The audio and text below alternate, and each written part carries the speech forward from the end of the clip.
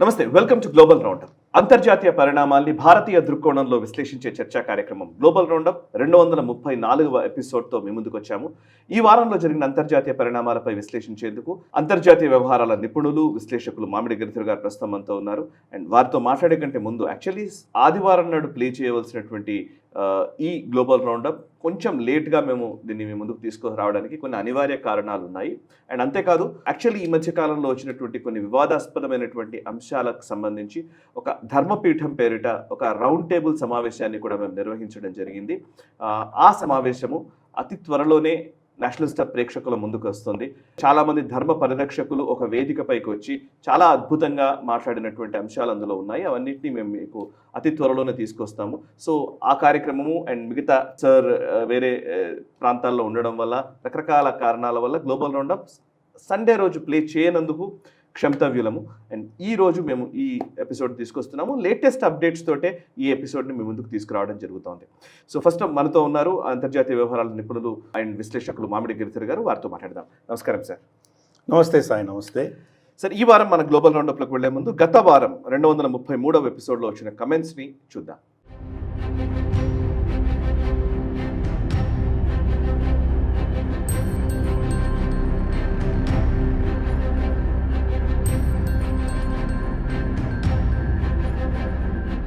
So చూసారు కదా, 233వ ఎపిసోడ్లోని comments అవి. 234వ ఎపిసోడ్లోకి వెళదాము. ఈ వీడియోని ఫస్ట్ లైక్ చేయండి, 10 మందికి షేర్ చేయండి, కమెంట్స్ ద్వారా మీ అభిప్రాయాలు మాతో పంచుకోండి. మనసా వాచా కర్మణ దేశ హితం కోసం నేషనల్ స్టార్ పనిచేస్తోంది. మా ప్రయత్నాన్ని ఆశీర్వదించండి, ఆదరించండి. ఈ ఛానల్ని సబ్స్క్రైబ్ చేసుకోండి. అదేవిధంగా యూపీఐ పేమెంట్స్ ద్వారా మీరు మాకు ఆర్థిక సహాయాన్ని కూడా అందించవలసిందిగా విజ్ఞప్తి చేస్తూ ఉన్నాను. ఇక ఈ వారం గ్లోబల్ రౌండప్లోకి వెళదాం. ఫస్ట్ అంశం సార్, యాక్చువల్లీ ఫస్ట్ అంశము డొనాల్డ్ ట్రంప్ టారిఫ్స్కి సంబంధించి ఆయన ఇంతకాలం 1 సంవత్సరం నుంచి ఒక ప్రహసనం నడిపించారు. ఆ ప్రహసనానికి చెక్ పెడుతూ యుఎస్ సుప్రీంకోర్టు దాన్ని స్ట్రైక్ డౌన్ చేసేసింది. 6-3 వర్డిక్ట్గా దీన్ని చెప్తూ ఉన్నారు. అంటే మెజారిటీ న్యాయమూర్తులందరూ కూడా ఇది ఈ టారిఫ్స్ విధానం కరెక్ట్ కాదు అని వాళ్ళు చెప్తున్న పరిస్థితి. దానికి ఈవెన్ డొనాల్డ్ ట్రంప్ కూడా ఊరుకున్నట్టుగా కనిపించట్లేదు. ఇంకొక డిఫరెంట్ సెక్షన్ ద్వారా మళ్ళీ 15% టారిఫ్స్ని వరల్డ్ వైడ్ అన్నిటి మీద వేసే ఒక ప్రయత్నానికి పూనుకున్నారు. అండ్ అంతేకాదు ఆయన ఒక ట్రూత్ సోషల్లో, ఆయన సోషల్ మీడియా మాధ్యమంలో చేసినటువంటి వ్యాఖ్య చాలా సీరియస్ వ్యాఖ్యలే చేస్తూ వచ్చాడు. ఒక బెదిరింపు ధోరణితోటే మాట్లాడుతూ వచ్చారు. అండ్ బివేర్ బయ్యర్ అంటూ కూడా అందులో ఒక వ్యాఖ్య చేశారు. అంటే కొంచెం జాగ్రత్తగా ఉండండి అన్నట్టుగా హెచ్చరిక ధోరణితోటి మాట్లాడుతున్న పరిస్థితి. సుప్రీంకోర్టు చెప్పిన యూరోపియన్ దేశాలు అలైడ్ వాళ్ళ కూటమిలోని ప్రభుత్వాలు చెబుతున్నా, దేశాలు మాట్లాడుతూ ఉన్నా, ప్రపంచమంతా గగ్గోలు పెడుతూ ఉన్నా, డొనాల్డ్ ట్రంప్ ఎందుకని ఇంతగా ఈ టారిఫ్స్ విషయాన్ని పట్టుకొని ముందుకు సాగుతూ ఉన్నాడు? అండ్ ఇప్పుడు ఆయన చేసిన వ్యాఖ్యను ఎలా చూడాలి? సుప్రీంకోర్టు చెప్పింది దాన్ని తీసుకురావడం వల్ల మళ్ళీ నిలబడుతుందా? ఒకసారి దీన్ని ఎలా అర్థం చేసుకోవాలి? తను ఒక పెద్ద చక్రవర్తి అనుకుంటున్నాడు. తనని ఎవరు ఏమీ ఆపలేరు అన్నటువంటి ఒక అహంకారపూరితమైనటువంటి అప్రోచ్ మనం మొదటి రోజు నుంచి చూసాము. ఇన్ఫ్యాక్ట్ అప్పుడు డెమోక్రాట్ మాజీ రాష్ట్రపతులు అక్కడ ఉండగా, మనకు ఒబామా లాంటి వాళ్ళు వీళ్ళందరూ ఉండగా జో బైడెన్ని తిట్టడము అటువంటివి ఏం చేశాడో మనం చూసాం. అలాగే ప్రపంచమంతా మమ్మల్ని అన్యాయం చేస్తున్నారని చెప్పడము. ఎందుకంటే ఈ రూల్స్ బేస్డ్ ఆర్డర్ అన్నది ఏదైతే ఉందో, 2వ ప్రపంచ యుద్ధం ముగిసేసరికి ప్రపంచంలో ఏ దేశం కూడా శక్తివంతంగా లేక అన్ని శక్తిహీనులైపోయి ఉన్నప్పుడు అమెరికా నిర్ణయించింది ప్రపంచం ఎలా నడవాలని. ఆ రూల్స్ ప్రకారం నడిచినా కానీ కూడా మమ్మల్ని మీరందరూ మోసం చేస్తున్నారు అని ఏకపక్షంగా తనే సత్యాలు లేకుండా, సత్యానికి విరుద్ధంగా తను చేసినటువంటి నెరేటివ్ మనం చూసాం అప్పటి నుంచి కూడా.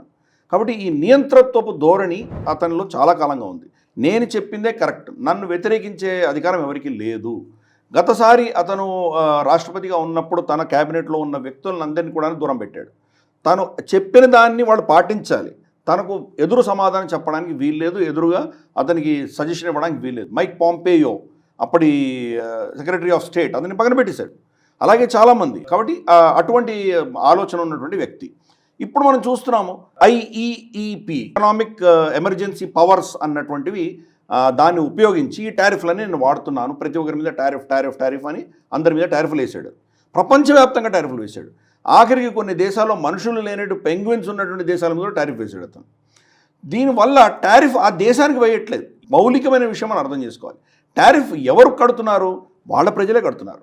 96% టారిఫ్స్ అన్నీ కూడాను అమెరికన్ కన్జ్యూమర్స్, అమెరికాలో ఉన్నటువంటి పౌరులే దాన్ని కట్టుకోవాల్సి వచ్చినట్టు పరిస్థితి అని చెప్పి చాలా మనకు థింక్ ట్యాంక్స్ కూడా చెప్పాయి మనకి. టారిఫ్ భారతదేశం మీద వేసినట్టు వేస్తే భారతదేశం నుంచి కొనుక్కోవడం మానేసి ఇంకో దగ్గర కొనుక్కుంటారు. కొనడం ఆపరు కదా, వాళ్ళ కన్సంప్షన్ ఆగదు కదా. కాబట్టి ఒక దేశం కాకపోతే ఇంకో దేశం, ఇలా మల్టిపుల్ ఈ యొక్క ప్రపంచమంతా కూడా ఒక మల్టీలాటరలిజంలో ఉన్నటువంటి దాన్ని దెబ్బ కొట్టేటువంటి ప్రయత్నం, కంట్రోల్ చేసేటువంటి ప్రయత్నం చేశాడు అతను. కొన్ని దేశాలు దాసోహం అన్నాయి గతంలో, కొన్ని దేశాలు భారతదేశం లాంటిది, చైనా లాంటివి మనం తట్టుకోగలిగాము. లోవర్ కోర్ట్స్లో అతనికి చాలా విపరీతంగా దెబ్బలు తగిలాయి. 2-3 డెసిషన్స్ అతనికి వ్యతిరేకంగా వెళ్ళినాయి. ఈ పవర్స్ ప్రెసిడెంట్కి లేవు అని చెప్పేసి లోవర్ కోర్ట్స్ చెప్పినాయి. తర్వాత ఫెడరల్ కోర్టుకు వెళ్ళింది. ఫెడరల్ కోర్టులో కూడా బహుశా ఈ సంవత్సరం జూన్ చివరిలోపు ఎప్పుడో ఈ జడ్జిమెంట్ వస్తుంది అని అందరూ అనుకున్నారు. కానీ ముందస్తుగానే ఫిబ్రవరిలోనే ఆ జడ్జిమెంట్ వచ్చేసింది. అది కూడాను 6-3 మనకు మెజారిటీ వర్డిక్ట్లో ఇది ఆయన చేసింది, ఆయనకు అధికారాలు లేవు అని చెప్పి సుప్రీంకోర్టు చెప్పడము. 6-3 అంటే యాక్చువల్గా ఈరోజు మెజారిటీ రిపబ్లికన్ నామినీసే ఉన్నారు. మన దేశంలో లాగా మనకి కొలీజియం సిస్టమ్ ఉంది. జడ్జిలను అపాయింట్ చేయాలంటే కనుక కొలీజియం సిస్టమ్ రికమెండ్ చేసిన వాళ్ళే ఈరోజు జడ్జిలు అవుతారు మన దేశంలో. అక్కడ అలా కాదు, ఆ ప్రభుత్వంలో ఎవరున్నారో వాళ్ళ నామినేషన్ అక్కడ ఖాళీ అవుతే కనుక వాళ్ళ నామినేటెడ్ జడ్జి అక్కడ జడ్జి అవుతారు. ఓకే. కాబట్టి ఈరోజు కోర్టులో కూడా రిపబ్లికన్స్ డెమోక్రాట్స్లా అది విడిపోయి ఉన్నాయి. దాంట్లో 3 కోర్స్ డెమోక్రాట్స్ టారిఫ్కి వ్యతిరేకంగా వాళ్ళు జడ్జిమెంట్ ఇచ్చారు. ఇంకో 3 రిపబ్లికన్ నామినేటెడ్ జడ్జెస్ కూడా టారిఫ్కి వ్యతిరేకంగా వాళ్ళు జడ్జిమెంట్ ఇచ్చారు. అంటే 6 మందిలో 3 Democrat nominees, 3 Republican nominees. Okay. కాబట్టి మెజారిటీ ఈవెన్ రిపబ్లికన్ నామినీస్ కూడా ఇన్ని వ్యతిరేకించారు. స్పష్టం, ప్రెసిడెంట్ యొక్క పవర్స్ యొక్క అవధులు వాళ్ళు చెప్తున్నారు. నీకు ఈ పవర్ లేదు, టారిఫ్ వేయదలుచుకుంటే నువ్వు కాంగ్రెస్ పర్మిషన్ తీసుకోవాలి అని చెప్తున్నారు. కొన్ని సెక్షన్ 122 అని ఒక సెక్షన్ ఉంది. ఇప్పుడు డొనాల్డ్ ట్రంప్ ఆ సెక్షన్ని వాడుకుని ప్రపంచవ్యాప్తంగా ముందర 10% టారిఫ్ వేశాడు. వేసిన కొన్ని గంటల్లో దాన్ని 15%కి తీసుకువెళ్ళాడు. ఇదే డొనాల్డ్ ట్రంప్ అడ్మినిస్ట్రేషను గతంలో 6-7 నెలల క్రితం మీరు సెక్షన్ 122 ప్రకారం మీరు టారిఫ్లు వేయచ్చు కదా అని అడిగితే ఇది మాకు వర్తించదు, మేము దీన్ని వాడము అని చెప్పి ఐఈఈపీని వాళ్ళు వాడారు. ఓకే. ఇప్పుడు అదే అడ్మినిస్ట్రేషన్ దీన్ని వాడుకుంటున్నారు. దీంట్లో ఏంటంటే 150 days వరకే ఇది వర్తిస్తుంది, అంతకంటే వర్తించదు. 15% కంటే ఎక్కువ వేయడానికి అధికారం లేదు. అది ఇప్పుడు మొత్తం ప్రపంచవ్యాప్తంగా వేశారు. దాంట్లో కూడా ఉన్న కండిషన్స్ ఏంటంటే కనుక మీకు ఏదో విపత్కరమైన పరిస్థితి వస్తేనే దాంట్లో వేయాలి. ట్రేడ్ ఇంబ్యాలెన్స్ అనేది దాంట్లో రాసలేదు.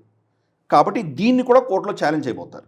ఇది కూడా కోర్టులో ఛాలెంజ్ చేస్తే కోర్టులో నిలబదు. ఇది గీతా గోపీనాథ్ లాంటి వాళ్ళు మనకు తెలుసు, మనకు గతంలో వరల్డ్ బ్యాంక్స్, IMFలు ఇట్లా పనిచేసినటువంటి కొంతమంది ఎక్స్పర్ట్స్ అందరూ కూడాను వాళ్ళు ఏం చెప్తున్నారంటే ఈ టారిఫ్లు 15% వేసిన టారిఫ్లు కూడా నిలవవు అని చెప్తున్నారు. కానీ 150 రోజులు అవధి ఉంది ఆయనకి.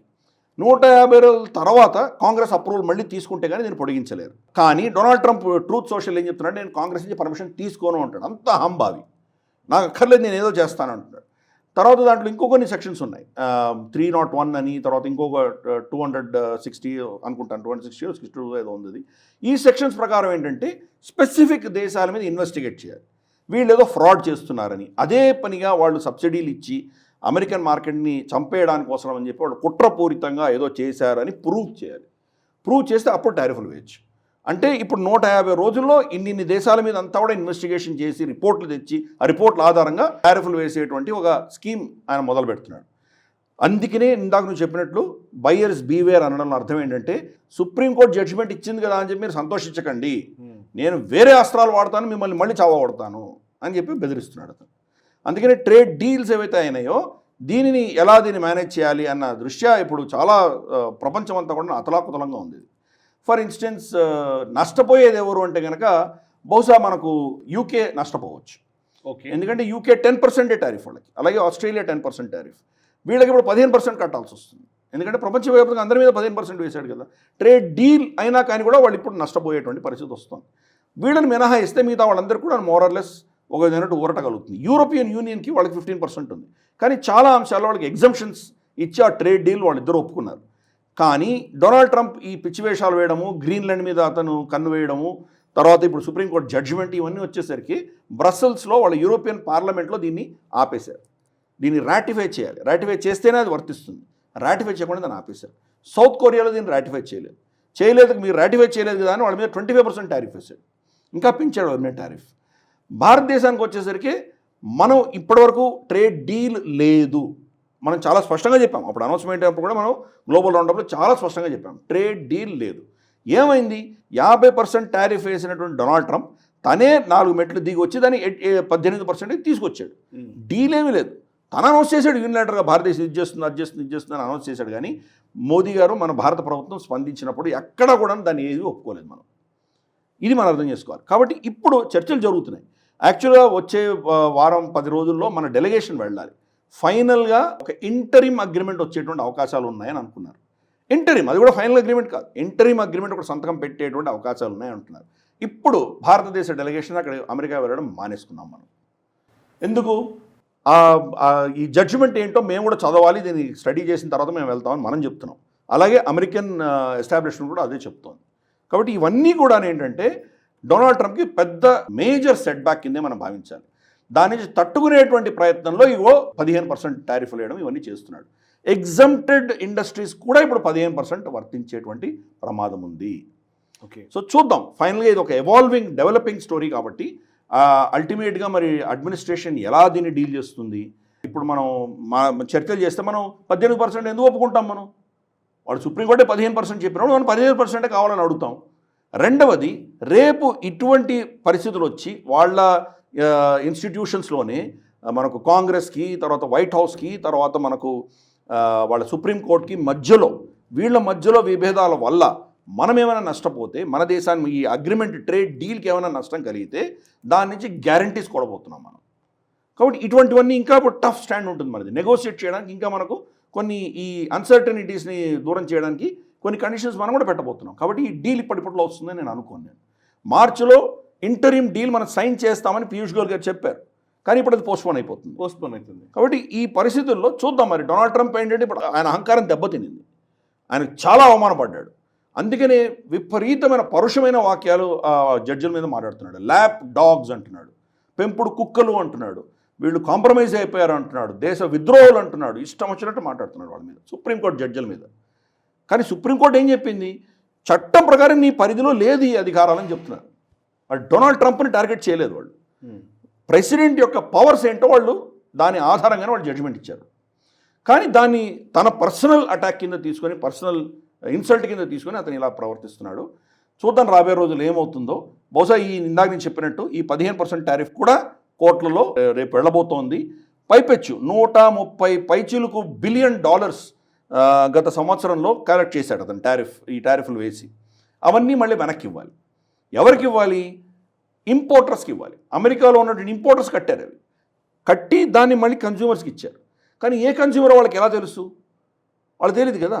ఇప్పుడు ఏదో మనకు వాళ్ళ ఫెడెక్స్ ఉంది, మనకు సప్లై చేసేటువంటిది, అమెజాన్ ఉంది, ఇటువంటి వాళ్ళు ఎవరో చాలామంది ఉన్నారు, ఇంపోర్ట్ చేసుకునే వాళ్ళు ఉన్నారు. ఇంపోర్ట్ చేసుకున్నారు కానీ ఎండ్ కస్టమర్ ఎవరో వాళ్ళు తెలియదు కదా. షాపులో, రీటైల్లో వాళ్ళు కొనేసుకున్నారు, అయిపోయింది. టార్గెట్ కానీ, మనకు వాల్మార్ట్ కానీ, ఎండ్ కస్టమర్ తెలియదు. కానీ వీళ్ళు పే చేశారు. $100 సరుకుని $150 వీళ్ళు కొనుక్కున్నారు, $150 కొనుక్కున్నారు, అమ్మేశారు. మిగతా బయట $160, $170 అమ్మేశారు. ఇప్పుడు ఈ $50 ఏదైతే ఎక్స్ట్రా వాళ్ళు కట్టారో కస్టమ్స్లో, దాన్ని అమెరికన్ గవర్నమెంట్ నుంచి రిఫండ్ అడుగుతున్నారు. అంటే ఈ $130 బిలియన్ రిఫండ్కి అమెరికన్ కోర్ట్స్లో విపరీతమైన కేసులు ఉండబోతున్నాయి. ఆల్రెడీ చాలామంది ఫైల్ చేశారు కేసు. సో ఇవన్నీ ఇచ్చుకోవాలి ఫస్ట్. 2, అతని రెవెన్యూస్ పడిపోయినాయి, కస్టమ్స్ రెవెన్యూస్ పడిపోయినాయి. ఎందుకు? 30%, 40%, 50% టారిఫ్లు వేసిన దేశాలన్నీ కూడా 15% కడతాయి ఇప్పుడు. సో అవన్నీ కూడా పడిపోయినాయి. ఇది కూడా రేపు కనుక సుప్రీంకోర్టు దీన్ని కూడా కొట్టేసిందంటే గతంలో ఉన్నటువంటి 4%, 6% ట్యాక్స్ మళ్ళీ పడిపోతుంది. భారతదేశానికి కూడా రఫ్లీ అంటే కోర్స్ మన సమయాభావం వల్ల దానికి ఎక్కువ డీటెయిల్స్కి వెళ్ళడం మనం మనకి ఎఫెక్టివ్ ట్యాక్స్ 12% ఉంటుంది. మనకి కొన్ని ఎగ్జంప్షన్స్ ఉంటాయి, దాంట్లో కోటా ఎగ్జంప్షన్స్ ఉంటాయి. ఇవన్నీ మనం పరిగణనలు తీసుకున్నామంటే రఫ్గా 12% పే చేస్తున్నాం. ఎక్కడ 18%, ఇక్కడ 12%. ఈ 6% రెవెన్యూ లాస్ ఉంది కదా అమెరికాకి. అలాగే మిగతా దేశాల నుంచి ప్రతి దేశంలో అతను వేసిన టారిఫ్లన్నీ తగ్గిపోతాయి. బహుశా చైనా మీద ఉన్న టారిఫ్ తగ్గకపోవచ్చు, ఎందుకంటే చైనాని వేరే చట్టాల ప్రకారం, వేరే దీని ప్రకారం అతను ఇంపోజ్ చేశాడు కాబట్టి అది ఒకటి బహుశా నిలబడచ్చు. కెనడా మీద కూడా కొన్ని అంశాల ప్రకారం అతను వేసిన టారిఫ్లు నిలవచ్చు. మిగతా అవన్నీ కూడా తగ్గిపోతాయి. ప్లస్ దీంట్లో కూడా ఏమన్నాడు? 15% మాకు ట్రేడ్ ఇంబ్యాలెన్స్ చాలా వచ్చింది అన్నాడు. ఫిస్కల్ ఇంబ్యాలెన్స్లో వాళ్ళు డాలర్లు కట్టుకోలేనటువంటి పరిస్థితిలో ఎమర్జెన్సీలు ఇంపోజ్ చేసే అధికారం ఉంది, కానీ ట్రేడ్ ఇంబ్యాలెన్స్కి దాంట్లో లేదు చట్టంలో. ఒకవేళ ట్రేడ్ ఇంబ్యాలెన్స్ కూడా ఫిజికల్ ఇంబ్యాలెన్స్ కింద అది పరిగణించి ఏదో దానికి ఏదో ఒక ఇంటర్ప్రిటేషన్ ఇచ్చి చేశాడని అనుకుందాం. బ్రెజిల్ తోటి ట్రేడ్ సర్ప్లస్ అమెరికాకు ఉంది, ఓకే, దాన్ని ఎలా జస్టిఫై చేస్తాడు? కాబట్టి చాలా కోణాలు చూస్తే ఇది కూడా పోతుంది. ఇది ఒక ఇమ్మీడియట్ ఎమర్జెన్సీ, ఒక రియాక్షనరీగా అతను చేశాడు. మళ్ళీ చట్టాలు కోర్టులకు వెళ్ళేసరికి ఓడిపోయేటువంటి పరిస్థితి. ఏకపక్షంగా అహంకారపూరితంగా నిర్ణయాలు తీసుకుంటే ఇలాగే ఉంటుంది. కామ్ మైండ్ తోటి అందరితోటి నిష్ణాతులతో చర్చించి లీగల్ యాంగిల్స్ కూడా చూసుకొని నిర్ణయాలు తీసుకుంటే అది వేరేలాగా ఉండేది. ఇప్పుడున్నటువంటి అతని దగ్గర ఉన్నటువంటి మూక, తన చుట్టుపక్కల ఉన్నటువంటి మూక అందరూ కూడాను ఎవరు కూడాను తనకి ఒక సజెషన్ ఇచ్చేటువంటి స్తోమత ఎవరికీ లేదు. డొనాల్డ్ ట్రంప్ చెప్పింది వీళ్ళు ఇంప్లిమెంట్ చేయడం మాత్రమే వీళ్ళకి పని ఇచ్చాడు. కానీ నాయనా నువ్వు చేస్తే దీనివల్ల ఇటువంటి రిపర్కషన్స్ అవుతాయని చెప్పేటువంటి దమ్ము ఎవరికీ లేదు ఈరోజు. అటువంటి ప్రభుత్వాలు పెట్టుకుంటే మరి ఎస్ మెన్ వంది మాగదుల చుట్టూ పెట్టుకుంటే ఏమవుతుందో మనం చూస్తున్నాం కదా. కరెక్ట్. అందుకని ఇట్స్ అన్ ఎమర్జింగ్ సిచ్యువేషన్. భారతదేశం ఏం చేసామంటే మనం ఒక మెట్టు వెనక్కి వేసాము. ట్రేడ్ డీల్ గురించి చర్చలు మనం ఇప్పుడు ఆపేసాం. చూస్తాము, ఇది చదివిన తర్వాత ఏంటో మేము మా నిర్ణయం చెప్తామని ఆగాము. కానీ 18% అని అనౌన్స్ చేసింది ఇప్పుడు 15%కి వచ్చేసింది. ఆల్రెడీ 3% దిగిపోయింది. అది ఒకటి ఏంటంటే మనకి కొన్ని క్లారిఫికేషన్స్ రావాలి. మనకు జనరిక్ డ్రగ్స్ కానీ కొన్ని అంశాలు ఏవైతే మనకి ఎగ్జంప్షన్స్ ఉన్నాయో, ఫర్ ఇన్స్టెన్స్ ఐఫోన్ లాంటివి ఎగ్జంప్షన్స్ ఉన్నాయి. ఇక్కడి నుంచి వెళ్ళేటువంటి ఎలక్ట్రానిక్ ఐటమ్స్ ఆ ఎగ్జంప్షన్స్ కంటిన్యూ అవుతాయా, వాటికి కూడా 15% ట్యాక్స్ అప్లికబుల్ అవుతుందా లేదా, ఇవి కొంత మన క్లారిఫికేషన్స్ రావాల్సింది ఉంది. రాబోయే రోజులు అది కూడా మనకు క్లారిటీ వస్తుంది. చూద్దాం. It's an emerging story. Yes sir. ఇక నెక్స్ట్ అంశంలోకి వెళ్తాం సార్. యుఎస్ ఇరాన్ టెన్షన్స్ గురించి. రెండు దేశాలకు మధ్య అంటే బేసికలీ ఇరాన్ మీద ఎప్పుడు దాడి చేస్తాడు ట్రంప్ అనే దాని మీదనే చర్చ నడుస్తోంది. ఆల్రెడీ ఎయిర్ క్రాఫ్ట్ క్యారియర్స్ని గల్ఫ్ రీజియన్లోకి దింపడము, మిలిటరీ ఎయిర్ బేస్లు మిలిటరీ బేస్లు వాటన్నిటిని యాక్టివేట్ చేశారు. డ్రోన్ సిస్టమ్ అని ఇంకోటి కూడా అన్నీ యాక్టివేట్ అయిపోయినాయి. ఒక రకంగా చెప్పాలంటే ఇరాన్ మీద యుఎస్ దాడికి ఉపక్రమిస్తోంది అనే సంకేతాలే ఎక్కువగా వినిపిస్తున్నాయి. అఫ్కోర్స్ గురువారం నాడు ఈ జెనీవాలో ఇంకొక దఫా చర్చలు జరగబోతున్నాయని తెలుస్తున్న పరిస్థితి. ఇప్పటికీ 2 దఫాలు చర్చలు జరిగాయి. దీంట్లో ఏం జరిగింది? ఇరాన్ మీద ఇప్పుడు మీరు అన్నట్టుగా డొనాల్డ్ ట్రంప్ చాలా అహంకారపూరిత ధోరణితో ఉన్నాడు. అండ్ చాలా ఇరిటేటింగ్గానే కనబడుతుంది ఆయన వ్యవహార శైలి చూస్తూ ఉంటే. చాలా ఇరిటేషన్లో ఉన్నాడని అర్థమవుతోంది. ఈ ఇరిటేషన్ నుంచి ఇరాన్ మీద ఎటువంటి విరుచుకుపడే అవసరం ఉంటుంది అనేది ఏమైనా చెప్పొచ్చా మనము? అంటే మనకు దేశాలలో మనం పెద్ద పెద్ద దేశాలు ఎస్పెషలీ అంతర్గతమైన సమస్యలకు బాహ్య శత్రువును చూసుకునేటువంటి ఒక సొల్యూషన్ చాలా దేశాలు చేశాయి. మనం చైనాలో చూసాం. రమారమి 1.5-2 కోట్ల మందో వాళ్ళ ప్రజలు చనిపోయారు మావోజోడాంగ్ చేసిన చాలా భయంకరమైన పిచ్చి పనుల వల్ల. కరెక్ట్. ఆ దేశంలో అంతర్కలహాలు రాకుండా భారతదేశమే యుద్ధం చేశాడు అతను. మన అక్సాయ్ చిన్ కబ్జా చేసుకోవడం ఇవన్నీ చేశాడు అతను. అరుణాచల్లో ఇవన్నీ యుద్ధం చేశాడు 62లో. అలాగే అమెరికాలో కూడా వాళ్ళు వియట్నాం మీద యుద్ధం చేశారు. వాళ్ళ అంతర్క్షోభాలు అక్కడ ఉన్నటువంటి రెసిషన్ వీటిని తట్టుకోవడానికి ఇరాక్ మీద యుద్ధాలు చేశారు, లిబియా మీద చేశారు, చాలా యుద్ధాలు చేశారు వాళ్ళు. కాబట్టి వాళ్ళ అంతర్కలహాలకు బాహ్య శత్రువును చూడడం అనేది ఒక నార్మల్ స్టాండర్డ్ ఆపరేటింగ్ ప్రొసీజర్. ఈరోజు అదే జరుగుతుంది. ఈరోజు డొనాల్డ్ ట్రంప్ చాలా అంశాల్లో చాలా క్లిష్ట పరిస్థితుల్లో ఉన్నాడు. ఒకటి ఎప్స్టీన్ ఫైల్స్ని దాన్ని దాచిపెట్టే ప్రయత్నం చేశాడు అతను. దాంట్లో తన ప్రమేయము, తన ఇన్వాల్వ్మెంట్ అన్నీ కూడా బయటపడుతున్నాయి. అఫ్కోర్స్ ఎప్స్టీన్ ఫైల్ చాలా భయంకరమైనటువంటి చర్చ. ఇన్ఫ్యాక్ట్ మనం లాస్ట్ టైం మోదీ గారి మీద వచ్చినటువంటి వాటిని కూడా మనం ఒకసారి చర్చించాము. సో ఇలాగే ప్రపంచవ్యాప్తంగా చాలామంది దాంట్లో ఇన్వాల్వ్ అయి ఉన్నారు. సో అది దాన్ని ఎలా హ్యాండిల్ చేయాలో తెలియనటువంటి అంతర్గతమైనటువంటి ఒక పరిస్థితి. 2 ఈ సుప్రీంకోర్టు జడ్జిమెంట్ 6-3 వర్డిక్ట్ ఏదైతే వచ్చిందో, తనకు వ్యతిరేకంగా వచ్చిన వర్డిక్ట్ని ఎలా తట్టుకోవాలి అంటే ప్రపంచవ్యాప్తంగా అతను అవమానపడ్డాడు. ప్రపంచమంతా డొనాల్డ్ ట్రంప్ సుప్రీంకోర్టు చేతిలో ఓడిపోయినట్టు అందరూ చూసి అందరూ నవ్వుతున్నారు. కాబట్టి ఈ అవమానాన్ని తట్టుకోలేకుండా ఉన్నాడు. ఏదో ఒక బాహ్య శత్రువుని చూపించాలి, బాహ్యంగా ఇంటర్నేషనల్గా విజయం చూపించాలి. వెనిజువేలాలో నికోలస్ మడూరోని ఎత్తుకొచ్చినది ఎవరికి పట్టలేదు. దాని గురించి 4 రోజులు మాట్లాడేదో టీవీ డిబేట్లు చేసుకున్నారు. దాని గురించి ఎవరు పట్టించుకోలేదు. ఇక మిగిలింది నెక్స్ట్ ఇరాన్. సమయం చూసుకొని బెంజమిన్ నెతన్యాహు వైట్ హౌస్కి వెళ్ళాడు. ఆయన అమెరికాకు వెళ్ళి కూర్చొని ఇదే అదనైన సమయము, ఖమనేని తీసేయండి, రెజీమ్ చేంజ్ తీసుకురండి అక్కడ అని చెప్పి ఒత్తిడి తీసుకొచ్చాడు మనకు బెంజమిన్ నెతన్యాహు యొక్క అజెండాలో చాలా దశకాలుగా ఇరానియన్ రెజీమ్ని చేంజ్ చేయాలని చాలా ప్లాన్ చేశాడు అతను. కానీ మనం చాలాసార్లు చర్చించాం. మనం పదే నేను చెప్తూ వచ్చాను, అమెరికన్ ఎస్టాబ్లిష్మెంట్కి ఇరానియన్ రెజీమ్ కావాలి. ఒక శత్రువుని చూపించాలి, ఒక బూచిని చూపించాలి, ఒక రాక్షసుని చూపించాలి. వీడిని చూపిస్తేనే మిగతా సున్నీ ప్రపంచం ఏదైతే మనకు సౌదీ, ఖతార్, యుఏఈ, కువైత్, ఇవన్నీ ఏవైతే ఉన్నాయి, బహ్రైన్, ఈ సున్నీ ప్రపంచాలకి వాళ్ళు ఈ శత్రువు ఉన్నాడు, ఈ రాక్షసుడు ఉన్నాడు కాబట్టి మేము ఉండాలి, మేము ఉండి మిమ్మల్ని కాపాడుతాము అని వాళ్ళకు ఒక రీజన్, ఒక లాజిక్ కావాలి. కాబట్టి ఇరాన్ రెజిమ్ని వాళ్ళు ఉంచుతారు. వాళ్ళు దానికి భిన్నంగా 180 degrees ఆపోజిట్ బెంజమిన్ నెతన్యాహు ఆ రెజిమ్ని తీయాలి అని ప్రయత్నం చేస్తున్నాడు. ఇంతవరకు అమెరికన్ ప్రెసిడెంట్స్ అందరూ కూడా దాన్ని రెసిస్ట్ చేశారు. బెంజమిన్ నెతన్యాహు దగ్గర నుంచి ఎంత ప్రెషర్ వచ్చినా కానీ కూడా ఖమేనీని తీయడానికి ఒప్పుకోలేదు. లేటెస్ట్ జో బైడెన్ కూడా మనం అప్పుడు వాళ్ళిద్దరి మధ్యలో ఘర్షణ ఉన్నప్పుడు వాళ్ళని టచ్ చేయడానికి వీల్లేదని చెప్పారు. అలాగే ఈవెన్ డొనాల్డ్ ట్రంప్ కూడా మళ్ళీ ఈ సంవత్సరం అంటే 2025లో జరిగినటువంటి ఘర్షణలో కూడా ఫర్దోలో బాంబింగ్ మేము చేస్తాం కానీ నువ్వు ఖమేనీని ముట్టడానికి వీల్లేదు అని చెప్పి వాళ్ళు కూడా స్ట్రిక్ట్ వార్నింగ్ ఇచ్చారు. కానీ ఇప్పుడు డొనాల్డ్ ట్రంప్ ఉన్న పరిస్థితి చాలా క్లిష్టమైన పరిస్థితుల్లో చాలా వీక్గా ఉన్నాడు. అతని యొక్క రేటింగ్స్ పడిపోయినాయి, 30% కంటే రమారమే ఆ రేంజ్లో ఉన్నాయి. కాబట్టి తన గౌరవాన్ని కాపాడుకోవడానికి కోసం, తన గౌరవాన్ని మళ్ళీ ఏదో దానికి ఒక విధమైనటువంటి ఓటమి ఇవ్వడానికి కోసం అని చెప్పేసి ఇరాన్ మీద అటాక్ చేసేటువంటి ప్రయత్నం తప్పకుండా చేస్తున్నాడు. ఇప్పుడు తను మొబిలైజ్ చేసినటువంటి రిసోర్సెస్ అన్నీ కూడాను యుద్ధం అనివార్యమనే చెప్తున్నాయి. కానీ నిర్ణయం తీసుకోలేదు. ఎందుకు తీసుకోవట్లేదు, ఎందుకు డిలే అవుతుంది అనడానికి చాలా కారణాలు ఉన్నాయి. ఒక కారణం ఏంటంటే కనుక గల్ఫ్ దేశాలలో వాళ్ళ అమెరికన్ స్థావరాలు ఎక్కడెక్కడైతే ఉన్నాయో, UAE, Qatar, Saudi, Kuwait, Iraq ఎక్కడెక్కడ ఉన్నాయో ఈ దేశాలన్నీ కూడాను మా ఎయిర్ స్పేసు, మా స్థావరాలని మీరు వాడుకోవడానికి వీల్లేదు ససేమ్ ఇరాన్ వాళ్ళు చెప్పారు. మరి ఇంకెక్కడి నుంచి వాడతాడు తను? వాడు ఎయిర్ క్రాఫ్ట్ క్యారియర్లు తీసుకొచ్చాడు సముద్రంలోకి, దాని నుంచి వాడాల్సి వస్తుంది. అలాగే బ్రిటన్, డియోగో గార్సియా, ఇండియన్ ఓషన్లోని డియోగో గార్సియా బ్రిటిష్ హయాంలో ఉంది, బ్రిటిష్ అధీనంలో ఉంది. అఫ్కోర్స్ సార్వభౌమత్వం ఏమో మొరిషియస్ది, కానీ 99 year లీజ్ బ్రిటన్కు ఉంది. దాంట్లో ఒక పోర్షన్ అమెరికాకి ఇచ్చారు వాళ్ళు. అక్కడి నుంచి మీరు ఇరాన్ మీద దాడి చేయడానికి వీలు లేదు అని యూకే కూడా చెప్తుంది. అలాగే నేటోలో చాలా దేశాలు కూడా మీతో కలిసి రాము అని చెప్తున్నారు. అంటే గల్ఫ్ దేశాలు తనకు వ్యతిరేకంగా ఉన్నాయి, నేటో దేశాలు వ్యతిరేకంగా ఉన్నాయి. తను సమర్థించే వాళ్ళు ఎవరున్నారు ఈరోజు యుద్ధం చేస్తే? ఒకటి కీలకమైనది ఏంటంటే బయట నుంచి పైనుంచి ఏరియల్ బొంబార్డ్మెంట్ ఎంత చేసినా కానీ కూడా అక్కడ రెజిమ్ చేంజ్ చేయాలి, అక్కడ సత్తాని ఏదైనా మార్చాలి అంటే కనుక బూట్స్ ఆన్ ద గ్రౌండ్, వీళ్ళ సైనికులు ఆ దేశంలో వెళితే కానీ అది జరిగేటువంటి పని కాదు. సో ఒక ఆఫ్ఘనిస్తాన్ సైకిళ్ళ మీద, నడక మీద వెళ్ళేటువంటి, మనకు గాడిద బండ్ల మీద వెళ్ళేటువంటి, చెప్పులు వేసుకొని వెళ్తున్నటువంటి తాలిబాన్ని వీళ్ళు ఓడించలేకపోయారు. అక్కడి నుంచి పారిపోయి వచ్చారు వీళ్ళు.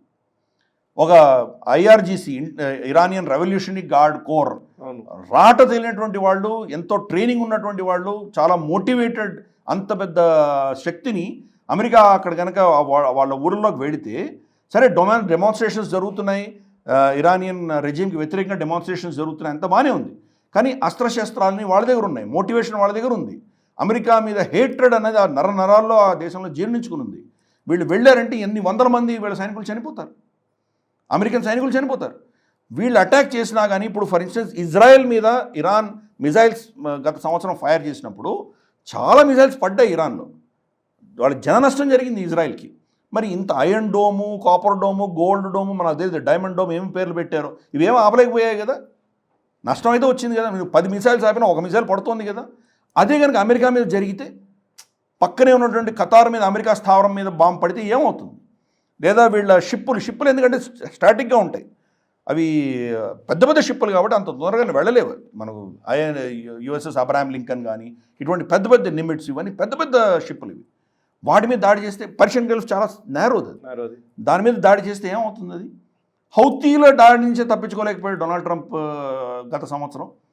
అటువంటి దాడి కనుక జరిగి ఒక షిప్ ధ్వంసమయ్యి, ఒక ఫ్రిగేటో, కార్వెటో, డిస్ట్రాయరో ఏదో ఒకటి ధ్వంసమయ్యి, లేదా వాళ్ళ ఎయిర్క్రాఫ్ట్ క్యారియర్స్ మీదే మిజైల్స్ పడ్డాయంటే, వాళ్ళ సైనికులు వాళ్ళు చనిపోతే కనుక వాళ్ళ దేశంలో ఎటువంటి రిపర్కషన్స్ వస్తాయి? నేను యుద్ధాలు చెయ్యను, యుద్ధాలను ఆపేస్తాను, ఉన్న యుద్ధాలను ఆపేస్తాను, అందుకనే నాకు నోబెల్ ప్రైజ్ ఇవ్వాలి అన్న నినాదంతో వచ్చిన డొనాల్డ్ ట్రంప్ రేపు యుద్ధం చేస్తే మాగా సపోర్టర్స్ అతనికి వ్యతిరేకంగా తిరుగుతారు, వ్యతిరేకంగా వస్తారు. ఈ సంవత్సరం మళ్ళీ మిడ్ టర్మ్ ఎలక్షన్స్ ఉన్నాయి, ఎటువంటి పరిస్థితి వస్తుందో మనం చూడొచ్చు. కాబట్టి ఈ పరిస్థితులలో ఈవెన్ పెంటగన్ కూడా చెప్తోంది, మీరు యుద్ధం చేయకండి, చేస్తే గెలవలేనటువంటి పరిస్థితి, మనం కనుక అక్కడికి వెళ్ళామంటే మనకు జన నష్టం వస్తుంది, జన నష్టం జరిగితే కనుక మీరు దాన్ని పొలిటికల్ ఫాలోఅవుట్ ఫేస్ చేయడానికి సిద్ధంగా ఉన్నారా అని పెంటగన్ నుంచి కూడా చెప్తుంది. కానీ మొండిగా మూర్ఖంగా తనకు అంతర్గతమైనటువంటి సమస్యలకు పరిష్కారంగా బాహ్య శత్రువుని ఏదో చేయాలి కాబట్టి, విజయం చూపించుకోవాలి కాబట్టి ఏమైనా చేస్తాడేమో డొనాల్డ్ ట్రంప్ తెలియదు. డొనాల్డ్ ట్రంప్ ఎలా ప్రవర్తిస్తాడో దాన్ని ప్రిడిక్ట్ చేసేటువంటి కెపాసిటీ ఎవరికీ లేదు. ఇందాక నేను చెప్పిన లాజిక్ ప్రకారం అయితే కనుక యుద్ధం చేయకూడదు, ఇరాన్ మీద దాడులు చేయకూడదు. ఈ చర్చల్లోనే ప్రెషర్ పెట్టి ఏదో కొంత వాళ్ళని కన్సెషన్స్ తీసుకునేటువంటి ప్రయత్నం చేస్తారు. కానీ ఇరాన్ కొన్ని రెడ్ లైన్స్ పెట్టింది. డొనాల్డ్ ట్రంప్ ఏమంటున్నాడంటే మిజైల్స్, వాళ్ళకి లాంగ్ రేంజ్ మిజైల్స్ అన్నీ కూడా వాళ్ళు సరెండర్ చేయాలి, వాళ్ళ డెలివరీ కెపాబిలిటీని సరెండర్ చేయాలి, అలాగే న్యూక్లియర్ ఫెసిలిటీస్ అన్నీ కూడాను అమెరికన్ అధీనంలో వాళ్ళ మానిటరింగ్లో ఉండాలి. ఇటువంటి కండిషన్స్ పెట్టారు. ఏ దేశం ఒప్పుకుంటుంది? కాబట్టి ఇటువంటి 2-3 రెడ్ లైన్స్ మినహాయించి మిగతా ఒప్పుకోవడానికి ఇరాన్ సిద్ధంగా ఉంది.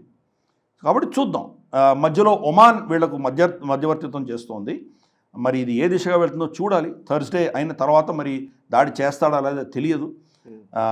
అక్కడ ఉన్నటువంటి సమూహం అంతా, యుద్ధ సమూహాన్ని చూస్తే మాత్రం 99.9% యుద్ధం చేసి తీరేటువంటి సమూహమే అక్కడ ఉన్నది. ఈవెన్ మిడేర్ రీఫ్యూలర్స్ కూడా, ఆకాశంలో ఫ్యూల్ చేసే రీఫ్యూలర్స్ కూడా అన్నీ వచ్చేసినాయి. కంప్లీట్గా సిద్ధంగా ఉన్నాడు. బట్ ఇందాక నేను చెప్పినట్టు ఇంతమంది అపోజ్ చేస్తున్నారు. గల్ఫ్ అపోజ్ చేస్తోంది, యూరోప్ అపోజ్ చేస్తోంది, ఆఖరికి పెంటగన్ కూడా అపోజ్ చేస్తోంది. మరి వీళ్ళందరినీ బేఖాతరు చేసి మూర్ఖంగా తన నిర్ణయం తీసుకుంటాడా చూద్దాం. ఎస్ సార్, ఇక నెక్స్ట్ అంశంలోకి వెళ్తాం sir. Prince Andrew arrest, ex prince అనాలి ఆయన్ని. బ్రిటన్ కుటుంబం నుంచి వచ్చినటువంటి వ్యక్తి, బ్రిటన్ రాచ కుటుంబం నుంచి వచ్చినటువంటి వ్యక్తి ఎప్స్టీన్ ఫైల్స్లో ఉండడము. ఎప్స్టీన్ ఫైల్స్ ఇప్పుడు ప్రపంచవ్యాప్తంగా దుమారం రేపుతుంది. ఇందాక మీరు కూడా చెప్పారు, గత వారం కూడా మనం డిస్కస్ చేశాము. సో బ్రిటన్ యువరాజుగా ఉన్నటువంటి వ్యక్తిని అరెస్ట్ చేయడాన్ని ఎట్లా అర్థం చేసుకోవాలి? తదనంతర పరిణామాలను ఎలా చూడాలి? బ్రిటన్ రాజకుటుంబంలో ఇటువంటి కాంట్రవర్సీస్ చాలా ఉన్నాయి. అవును, వాళ్ళకి ఎక్స్ట్రా మ్యారిటల్ అఫైర్స్ దగ్గర నుంచి తీసుకొని ఫ్రాడ్, తర్వాత కరప్షను, వాళ్ళ పదవిని దుర్వినియోగం చేసినటువంటి ఉదంతాలు చాలా వచ్చినాయి. ఈవెన్ ప్రిన్స్ చార్ల్స్ కూడా, అప్పుడు ప్రిన్స్, ఇప్పుడు కింగ్ ఆయన, అప్పుడు డయానాకి అగెన్స్ట్గా అతను కమిలా పార్కర్ బౌవల్స్ తోటి అతనికి లవ్ అఫైర్ జరగడము, అతను ఈవిడిని చీట్ చేయడము, దాన్ని తట్టుకోలేక ప్రిన్సెస్ డయానా వేరే వాళ్ళతోటి ఆవిడ కూడా సంబంధాలు పెట్టుకొని ఆవిడ వెళ్ళిపోవడము, తర్వాత డివోర్స్ అయిపోవడం, ఇవన్నీ చూసాం మనం. ఇటువంటివే వాళ్ళ సడన్గా చనిపోవడం ఆఫ్ కోర్స్. కానీ అంటే వాళ్ళ కుటుంబంలో ఇటువంటి కాంట్రవర్సీస్ చాలా ఉన్నాయి. అలాగే ప్రిన్స్ హ్యారీ చూస్తున్నాం ఇప్పుడు, అంటే కింగ్ చార్ల్స్ యొక్క 2వ కుమారుడు. అతను అమెరికాకి షిఫ్ట్ అయిపోయాడు, ఇక్కడి నుంచి వెళ్ళిపోయాడు, అతనికి రాయల్ డ్యూటీస్ ఏమీ లేవు. ఈ కుటుంబానికి వ్యతిరేకంగా అతను పుస్తకాలు రిలీజ్ చేశాడు. కాబట్టి ఇటువంటి చాలా ఉండింది. ప్రిన్స్ ఆండ్రూ వచ్చేసి కింగ్ చార్ల్స్ యొక్క తమ్ముడు. అంటే ఒకవేళ ఈయనకి ఏమైనా అవుతాయి కనుక ఆ సక్సెషన్లో ఈయన కూడా ఉన్నాడు. రేపు రాజు అయ్యేటువంటి అవకాశాలు ప్రిన్స్ ఆండ్రూ కూడా ఉంది. ఆస్ట్రేలియా ఏం చేసిందంటే, ఈ కాంట్రవర్సీ అయ్యి తనని అరెస్ట్ చేసిన తర్వాత ఈ సక్సెషన్ నుంచి మీరు ప్రిన్స్ ఆండ్రూని తీయండి అని చెప్పి బ్రిటిష్ ప్రైమ్ మినిస్టర్కి అల్బనీసీ లెటర్ రాశారు. మనం యాక్చువల్గా అబ్జర్వ్ చేస్తే కనుక ఈరోజు ఆస్ట్రేలియా, న్యూజిలాండ్ ఇటువంటి కొన్ని కెరీబియన్ దేశాల్లో వాళ్ళ head of the country, head of the state king కానీ క్వీన్ కానీ ఆఫ్ యూకే ఉంటారు. ప్రైమ్ మినిస్టర్ వేరే ఉండొచ్చు వాళ్ళకి. యాంటోనీ అల్బనీసీ ప్రైమ్ మినిస్టర్ ఉండొచ్చు. మనకు ప్రెసిడెంట్ లాగా వాళ్ళకు యాంటోనీ అల్బనీసీ పైన king of UK or queen of UK ఉంటారు. సో అందుకని వాళ్ళు కూడా రాయడం మనం చూసాం. ఎప్స్టీన్ ఫైల్స్లో ఇతని ప్రమేయం మనకు కనిపించాయి. ఇతను ఫొటోస్, చిన్న చిన్న తక్కువ వయసు ఉన్నటువంటి అమ్మాయిలతోటి ఇతని రాసక్రీడలన్నీ కూడా ఫోటోలు బయటకు వచ్చినాయి.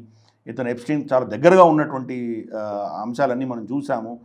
దాంట్లో ఇతన్ని అరెస్ట్ చేసిన దానికి ముఖ్య కారణం ఏంటంటే, అతనికి బ్రిటిష్ ప్రభుత్వ హోదాలో ఒక పర్టికులర్ పదవి ఉండింది అతనికి ఇంటర్నేషనల్గా. అతను ఆ పదవిని నిర్వర్తిస్తున్నప్పుడు ఎప్స్టీన్ ఫైల్స్లో అదే సమయంలో జరిగినటువంటి ఘటనల్ని ఆధారంగా అతన్ని అరెస్ట్ చేశారు. ఇప్పుడు బెయిల్ మీద వదిలిపెట్టారు. కానీ ఇప్పుడు దాని మీద ఈవెన్ కింగ్ చార్ల్స్ కూడా స్పందించి, చట్టం దాని పని చేసుకుంటుంది, నాకు తమ్ముడైనా కానీ కూడా ఉపేక్షించేది లేదు, చట్ట ప్రకారం దోషి అయితే కనుక తప్పకుండా శిక్షించాల్సిందే, నేను దాంట్లో జోక్యం చేసుకోను, క్షమించను అని చెప్పి స్పష్టంగా చెప్పాడు.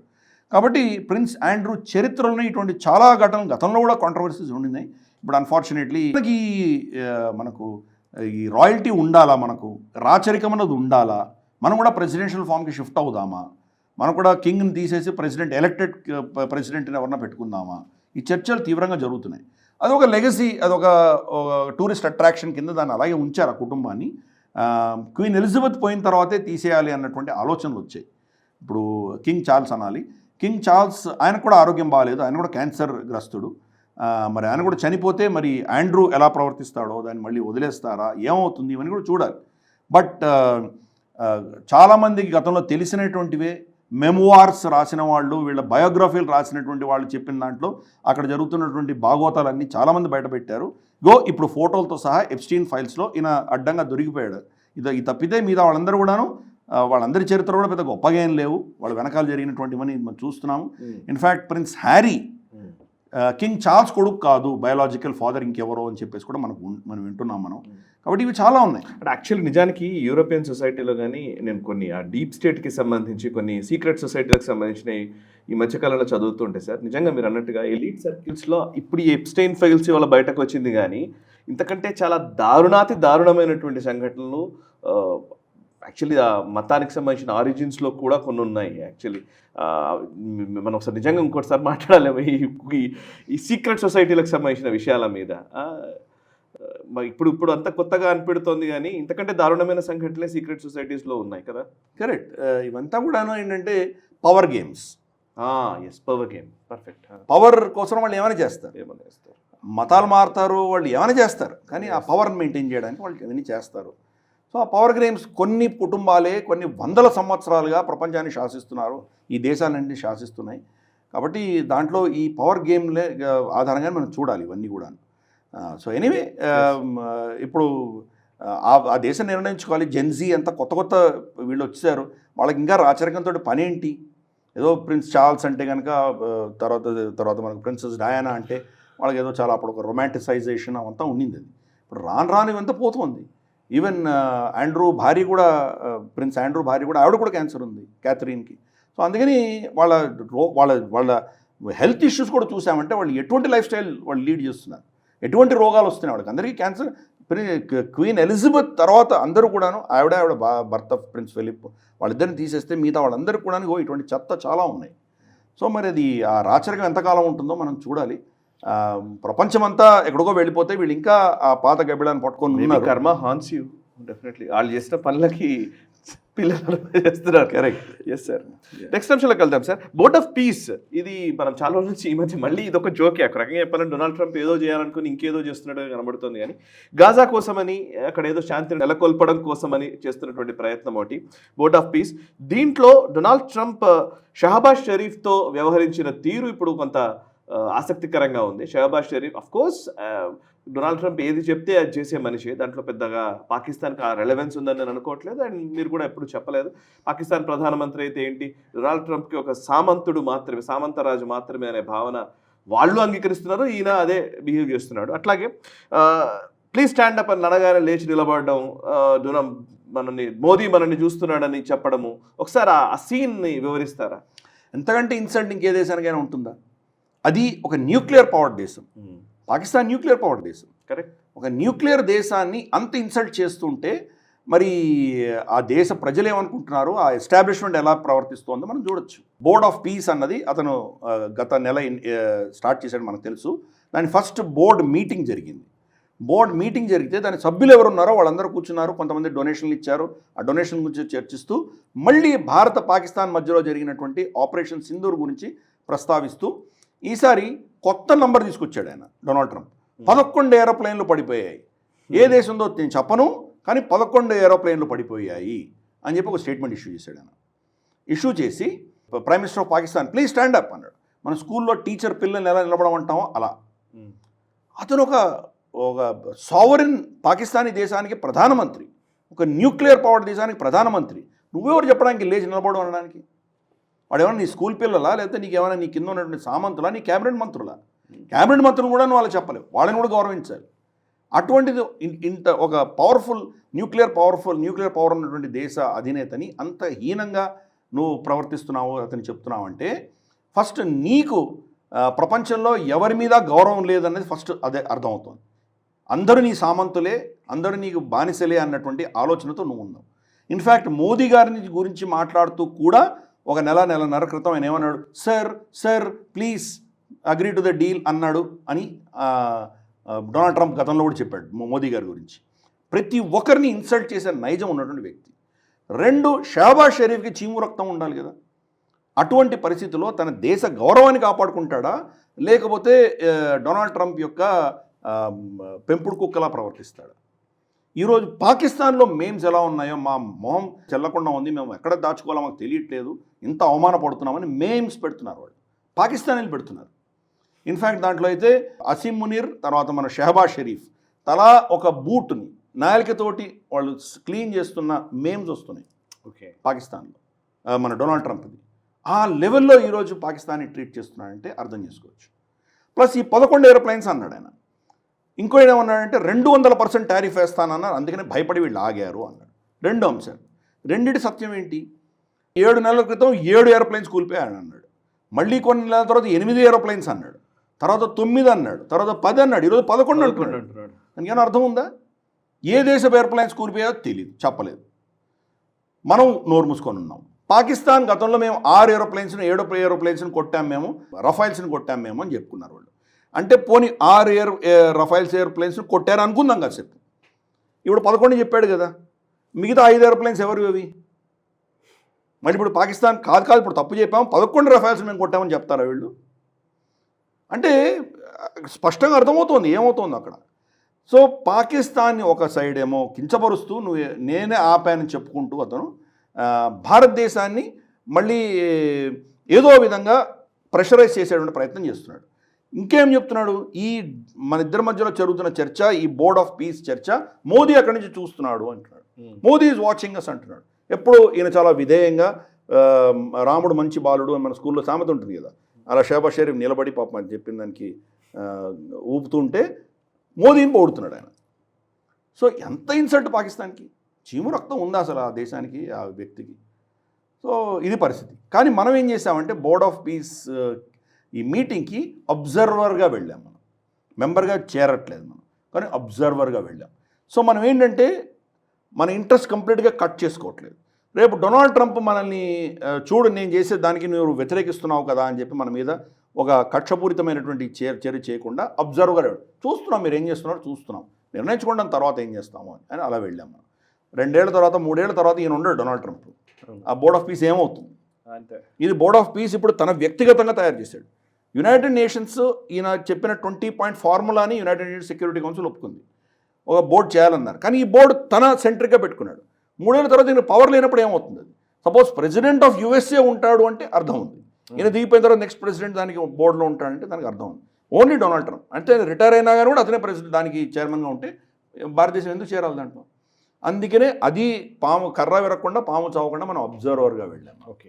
కానీ పాకిస్తాన్ భారతదేశం వాళ్ళ చేయి కాలు మొత్తం తగలబడిపోయినా పర్వాలేదు, భారతదేశానికి ఒక్క చిటికెన వేలి మీద చిన్న గాయం తగిలి ఓ చుక్క రక్తం పడిందంటే సంతోషించేటువంటి దేశం అది. Good luck to them. Okay sir, ఒకసారి మనం బంగ్లాదేశ్ వ్యవహారాలకు వెళదాం. బంగ్లాదేశ్ మహమ్మద్ యూనస్, ఇంకా ఆయన ఇంటరిమ్ చీఫ్గా ఉన్నటువంటి యూనస్ అయిపోయింది, ఇప్పుడు తారిక్ రెహమాన్ రెజీమ్ వచ్చేసింది.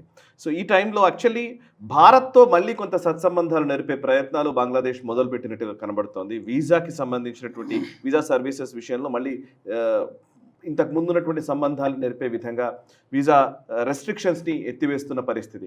ఈవెన్ భారత్కి వచ్చేటువంటి టూరిస్టులకు సంబంధించినటువంటి వీసాలు, టూరిస్ట్ వీసాస్కి సంబంధించి వాటిని కూడా పెంచిన పరిస్థితులు కనబడుతున్నాయి.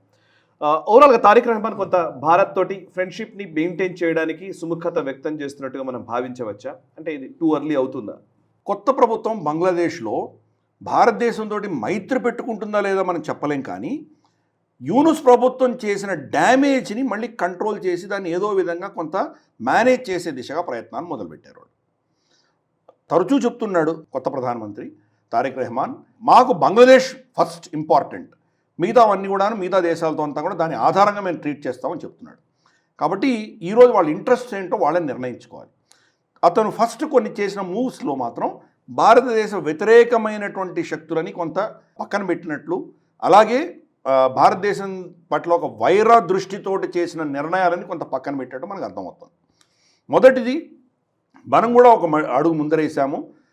బంగ్లాదేశ్లో మన ఎంబసీలు, మన కాన్సులేట్స్ ఏవైతే ఉన్నాయో వాళ్ళందరూ కూడాను గతంలో మనం ఇచ్చేటువంటి వీసా సర్వీసెస్ అన్నీ కూడా రిస్టోర్ చేసాం. మనం మెడికల్ వీసా కావచ్చు, లేదా మనకు ఇమిగ్రేషన్ వీసాలు కావచ్చు, టూరిస్ట్ వీసాలు కావచ్చు, ట్రేడ్కి సంబంధించిన వీసాలు కావచ్చు, అన్ని వీసాలు మనము రిస్టోర్ చేశాము.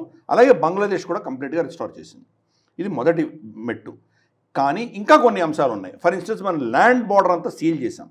ల్యాండ్ బార్డర్ నుంచి వాళ్ళ ఇంపోర్ట్ ఎక్స్పోర్ట్ అంతా క్లోజ్ చేసాం మనం. దానిని రెస్టోర్ చేస్తారా లేదా చూడాలి. ఇంకా నెక్స్ట్ స్టెప్స్లో అవుతాయో మనం చూడాలి. అలాగే తారిక్ రెహమాన్ వాళ్ళ మిలిటరీని చాలా రీషఫుల్ చేశాడు అతను.